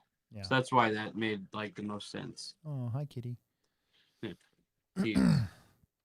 Riley also said that Emerson got pics of the winners. I know he got pics of the winners, and he still hasn't sent them to me. He's slacking. You know who else was down there taking pictures and stuff, and he actually got hired by Mod Media to take photos? was Mitchell Pavel. Yeah, Mitchell Dude, did what I was going to do. I saw him on the live stream. Yeah. I was like, what is he doing there? So my original plan before I was going to race, I was going to fly. I was going to use a week of vacation. I was going to fly down there in time to watch the 4-wheel drive mains. Then I was going to stay the week, watch the 2-wheel drive mains, and fly home. I was just going to cover the event with the YouTube channel and just be a fly on the wall there, right? Well, that changed. Well, Mitchell basically did what I was going to do. So he showed up the day after the 4. So he was there pretty much for the 2-wheel drive portion. And he didn't plan on working for Mod, but Mod's photograph guy had another job that he had to do. And so Matt hired him for the rest of the time, and Mitchell ended up doing pictures for Mod all the rest of the week. They went and looked at his photos from his Facebook page. Yeah. And they're like, oh, he's really good. Yeah. Like, yeah, Mitchell's a stud, man. That's awesome. He is a stud. And it was nice having him there, to be honest with you. I was like, oh, nice familiar face. Thank you. Yeah. You know, somebody I could talk to. So, yeah, good job, Mitchell. That was really cool. Good job. Tim Marks went to that race with me on Saturday. And he was telling me about it. And I was like, that's really good. Good for him, you know. Putting some work and general passion into the hobby. Yep. You know, it's kind of like paying off. Yep. So hopefully that at least paid for his trip down there. Yeah. He went down there with the intentions of not getting paid and just being there and coming home. Yep. Like, that's really cool. Yep. Absolutely. So, yeah. Good job, Mitchell. We got a bunch of comments on the Summer Series points. So Steve said that I was correct went down to third tiebreaker between him and his son and Jamie. John says Dylan straight up beat him for the first time. It was awesome. Said Alex Eichler is planning on running independent next year. Andrew got TJ in 4-wheel, and TJ got Andrew in 2-wheel. Okay. As they were both tied. Andrew thinks next year's expert classes are going to be pretty crazy. I'm gonna have to decide if I'm gonna race 4-wheel drive again next year or not. I'm not sure. It was difficult running 2 classes. Oh yeah. Yeah. Andrew and Emerson, it looks like they might have taken the top 3 in behind Owen in truck. It said TJ's break in this last round took him from 2nd to 4th. Okay. Well, sucks for TJ, but good for Emerson.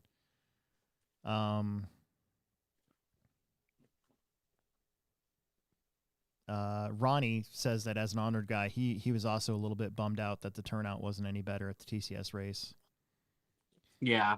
Yeah, it just surprised me more than anything. I thought for sure we'd have more than 100. You know, the weird thing is there's every once in a while I'll see some chatter on some Facebook post about the Plexus carpet being trashed by the off-road, and it's not. Like, it's really not. The track was fine. My car was freaking phenomenal. I would have never thought to blame anything on the carpet. The carpet got really good, actually. The grip was great. So I hope that's not part of it, because it really isn't. That's just chatter, in my opinion, or just somebody making an excuse. Stu Pedasso Gaming says, are there any 1RC races at the Plex? We've never done any 1RC stuff. I think we've tried to get the cars in stock before, and there's some weird stuff happened with that because 5-Star had an account with them and they wouldn't sell to us because 5-Star had an account with them and they were in the same city or whatever. But now that 5-Star is not doing that near us, I think we probably could, but I don't know when we would have races for that or where we would put them, for that matter. You'll have to ask Tim on that one. I'm already in charge of it. I'm already in charge of a lot of stuff. Yeah, I thought about building one of those tracks and putting it in my basement. Right. Just so I could practice. Yep. What would be Plex spec for on-road? Basically any of the TTO2 classes. So just pick a TTO2 and there's usually a novice TTO2 class on a Wednesday night or a Sunday that we race. Nick Nuttenhouse, any word on Enduro? I don't know. I have to think about it. If we have it, it'll be short notice and it'll be sometime in October maybe. So we'll see.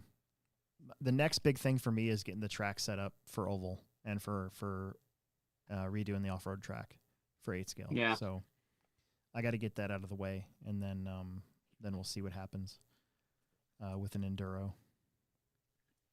We might just push it back to spring. I don't know.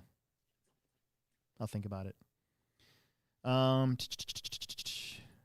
Anthony Santini wants to know, how did the Worlds compare to other big events you've gone into in the past, and would you consider it the top 3 RC events you've been to?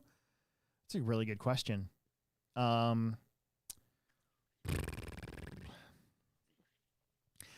Obviously, from a competitor standpoint, I don't feel like it was the top 3 events that I've been to.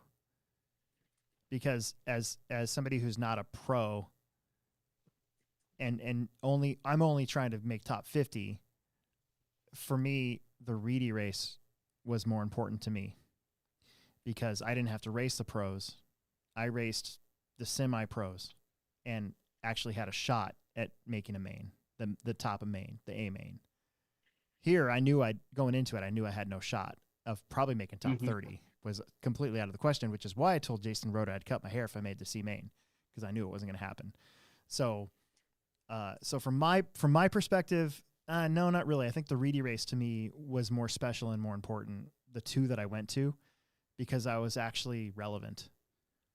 And even an INS race, like last year's Hoosier race, for instance, making the A main in 4-wheel drive, expert 4-wheel drive in that race, to me was a bigger deal than where I personally finished in this one. However, for the top guys, this is the number 1 race.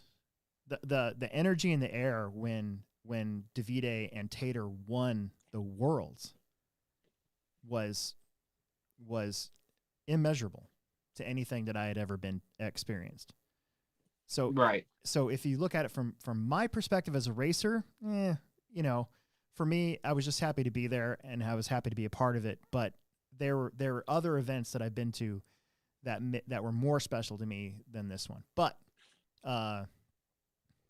from the pro perspective, I think I don't think there's much more better than the Worlds, if that makes sense. Right. Oh yeah.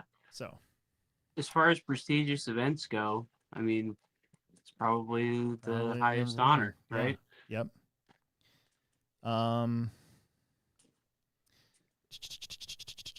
Real quick here, because we're killing time. Are the Steve RC one? This is a question for you, Will. Are the B4 belt cranks the same as the 6.3? The factory team 6.3 were swappable left to right. The factory team's 6.4 cars are not. He's missing the steering blasted hole. I don't know what that means. But the belt crank. Oh, they're not. They're different. No. Yeah. No, they're not. They're different. They're different part numbers, and the aluminum ones are different part numbers as well. Yeah, they're entirely different. Yeah, they're totally unfortunately different. Yep. So you got to buy new ones if you're gonna. Switch that out. Stu says he saw a lawnmower dragging a tire around an oval, and it looks super nice. I agree. If our dirt was loose, our dirt is not loose. I don't think a tire would do much. No, it wouldn't. We need something that'll, like, when it's still moist, that can roll it on top of the track and like roll it in like kind of wet style. Yeah. Well, I kind of figured it out last year because I turned towards the end of the year, the oval was getting a lot better. I turned the box blade, instead of having the box blade actually cut into the track, I turned the box blade the other way and dragged it when it was wet, while it was wet. So you soak the shit out of it. Then you go out there with the big tractor and the box blade turned the other way, and it did a really good job. I thought the track was really good that way. So we need to figure out the roof drips over the oval. I know. Big one. That's a big one. Yeah, that is. If we do that, oh my god, we'll have a really good oval. Yep. The roof drips has always been a problem. The whole I have another gutter underneath the driver's stand right now. I just need to get somebody who's not scared of heights to get up there and install it with the magnets and the chain. So I'll do it. No Okay. problem. I'll just get me up there. Get something to get me up there. I'll do it. Okay. I don't care if it's a ladder. Like, I'll do it. Okay. Pay for my broken legs. That's part of the deal. You got to pay for my broken legs. But I'll go up there and do it. I'm not afraid of heights. I'm afraid of falling. And I'm not afraid of the falling. It's the stopping. Yeah. McLaren thinks he says that he enjoyed the world's videos. Good job. Lots of top guys interviewed. I was pretty stoked about getting interviews with everybody. Once I got Dakota's interview, I was like, well, now I can't not interview the TQ people. Right. So like, I was really hoping that Marcus Carup, the young kid from I think he's from Norway or Denmark. He was about to TQ that final round of qualifying. I was like, oh God, please not him, because I don't think he speaks very good English. And I'm like, no. I was like, oh no. But it ended up being Brock, and I was like, okay, all right, I can interview Brock. That'll be fun. He just smiles and nods. I know, right? Well, they were doing that to some of the Japanese guys that were there that didn't speak a lick of English on the mod broadcast. They were trying to interview people that didn't speak English at all, and they didn't know what to do. I felt bad. I think that's awesome, though. Like, that's how many people race RC cars in the world. Yeah, no, you know what I mean? I'm not knocking it. I just thought it was funny. No, I know you're not. Like, I think that's great. Yeah. Like, it's cool. Nick Nuthouse wants to know when Mini Z Racing is going to start. Nick, I have no idea. I do. Let me put it this way. I already do my share of race organizing and race directing. So the on-road stuff and the Mini Z stuff, that's somebody else's wheelhouse now. So I don't know. I know we talk about it every other Wednesday. So it's just a matter of getting, I think for right now, it's just a matter of getting the computer system set up to be able to count the laps and everything, and getting that knowledge so that they can do it right. So I think that's all we're waiting on. Right. Kevin P says, glad I came to meet you in person. My highlight was having Jammin' J Halsey autograph his OG RC10. So Kevin showed up practice day of two-wheel drive, I think. With an original RC10 gold tub, and we were chatting about that, and then I'm like, well, you should talk to Jason. So we were going to go over and talk to Jason Rona, and J-Ro he kind of looked kind of busy, and he's like, you should have that guy sign it for you. And we look over, and there's Jammin' J Halsey just standing there with dude, who was there with him? It was oh my God. Anyway, it doesn't matter. I'm already brain farting because it's late. But anyways, so we had him sign it for him, and took some pictures and stuff. That was pretty awesome. I should have sent my RC10 with you to have you sign it. Yeah, I didn't even think about it. I should have brought one of mine. It didn't even occur to me that. And then Cliff Lett was there on main day. Yeah, and I could have had him sign one too. And I'm an idiot because I could have brought one of mine too. I had Cliff Lett sign my 4-wheel drive body at a Reedy race one time. Yeah. That's pretty cool. I was a super fanboy, you know? Yep, same here. I think that's it. That's all the comments. Yeah, about the Todd Hodge was there on main day. Real? Oh yeah. And, I saw him there. Frank Root, of course, he was there for majority of the week. Who else was there? Daniel Lewis and Matt Walters were there from Techno on one of the days, so I got to say hi to them, and we talked about the Techno series and how they love our series. They're like, they're like, they couldn't say enough about it. It's pretty cool, actually. It's pretty rad. That's great. That's good for you. You know, you're the one that built that up. Yeah.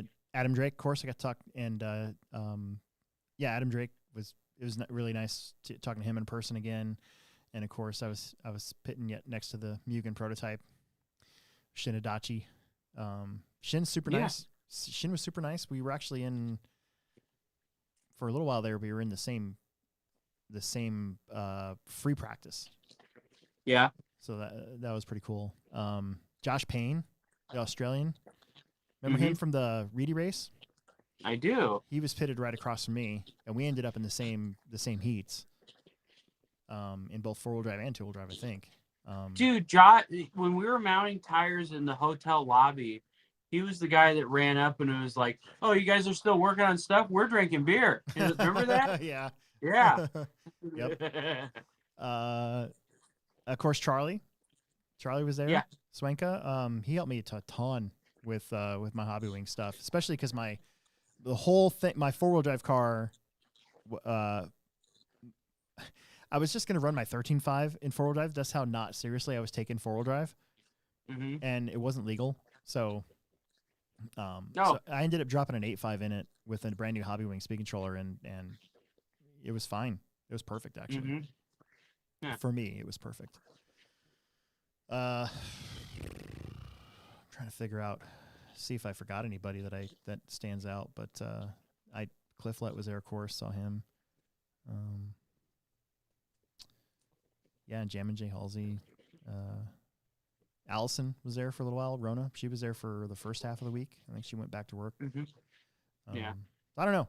That's it was a good week, but yeah. All right, this is a long one. I think we're caught up, right? We're pretty much caught up. Yeah. It's been about a month and a half, it seems like. Yeah. Of stuff. So, up next for the Plex will be we're back to we got carpet season coming up pretty quick. So October 7th is a test and tune, and then the syndicate starts on the 14th after that. Dirt Oval starts the 28th. Is that right? I don't know. Yeah, Richard Saxon was there. That's right. Yep, Richard Saxon was at the Worlds too. Dirt Oval. Dirt Oval. Dirt Oval start that. Right here. The track's going to get changed up here as soon as it gets scheduled. So probably within a 2 weeks, maybe 3 weeks. Emerson's going to Hoosier this week, along with Riley, Dalton. Ronnie Wint is going. I might be leaving out. I think maybe Andrew. I know Andrew's going to go. Andrew Thomas. So there'll be a good group from Omaha there for that one. All those guys went last year too.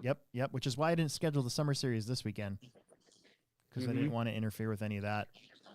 And I kind of feel like we're in our reset now. We're definitely in our reset. End of summer, start of winter. We're gonna get into it. So should be really good. Me personally, I'm not sure what I'm gonna do. With what? I don't think I'm gonna travel for myself anymore. Right. If I travel, I don't think it's gonna be for me. I think it's gonna be for Emerson. Right. Dude, you should start racing oval. I know. You've said that. Like, I don't know. Like, you know what I want to? You know what I really want to get into? You like these? Look at this thing. You like these cars? I already have a body painted up.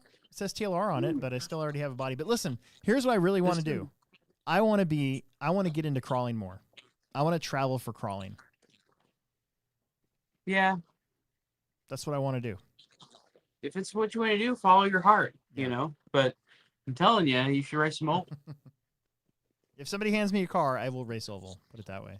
You should build a car. Like you should work. You should actually try instead of borrowing a car and breaking stuff. Yes, but I getting mad. I can't pull a string of money out of my butt.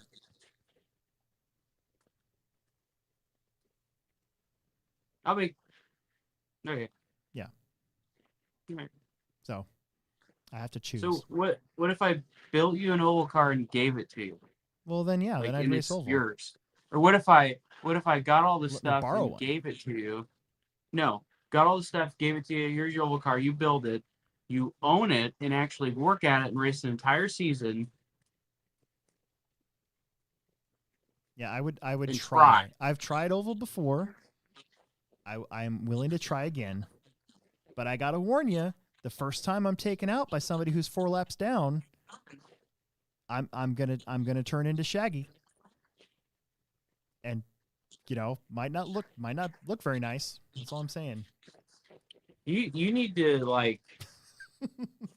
a little more invested, because every car you've owned is just like, I don't own it, somebody else let me borrow it, and you just throw it to the side, and it's just done.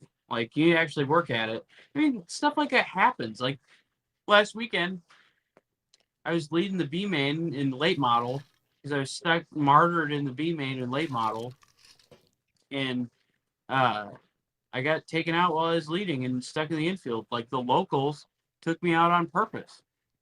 It just happens. But I still made the main in 410 I would lose my sprint shit. car. That's the problem. Like I know myself. There's certain areas of RC that I purposely stay away from because in the past I have lost my cool to the point where it sucks. So Yeah. that's if people want to know why I don't race certain things or I won't go to certain places to race, a lot of it is because of that. Because I would rather not put myself in that position to look like an idiot. I don't look like an idiot. I had the fastest car. No, I'm talking about my reaction to something happening. I look like an idiot, and I know it afterwards. And I'm like, yeah, I probably shouldn't have done that. It's like when you get punched in the face after being a jerk. You self-reflect and you're like, yeah, I was kind of being a dick back there. Yeah, you know, it's just something you got to work on. I know. And you know what? That happens in off-road too. Oh, I know. Tell me about it. So don't act like it don't happen in all of it. I'm not saying it doesn't. I'm just saying that it has in the past. And you know what? Like I should have picked my place to point or my place to pass better, so that couldn't happen. Right. Again, self-reflection. You know? And you know what? Next time I see that car, I'm breaking his stuff because he don't know who he's dealing with. I'm gonna break his car. And I know who it is, and I know what that car looks like. It is broke the next time you're on the track with me, buddy. I don't care if you drove 100,000 miles to a race. Your car is going to be broke in my race if I pass it. Like, it's just the way it is, man. I know that was on purpose because I was nobody. Like, nobody knows who I am at these oval races, and that's cool. I like that. Yeah. But, like, it's just, hey, the new guy's not going to come up and beat up on the locals because my car is 4/10 faster in the B main. Yeah. But whatever. Yeah, whatever. Consider his stuff broken. Mm-hmm. All right. Well, you know, like some of these races that I go to, like the guy that owns the track at Hackberry, he loves RC car racing. Absolutely adores it. Terrible driver. And he'll be the first one to tell you that. Right. He took me out 3 times in the A main and 410 sprint car, and I still won. Yeah. That guy is such a great equalizer that everybody gets a taste. You know, it's just like you gotta look like remember the races that you're at. Like sometimes you don't have to take them so seriously. Yeah, I know that's true. It's cool though. I enjoy it. I really like oval. Like I'm telling you guys, like you guys listening. If there's an oval track around you, get a street stock or something and go out and just try it out. See if you like it. The thing that I love is seeing my car go like 200,000 miles an hour scale speed. Just right. Like it's really cool to see your car go that fast. Yeah. Constantly. We'll see.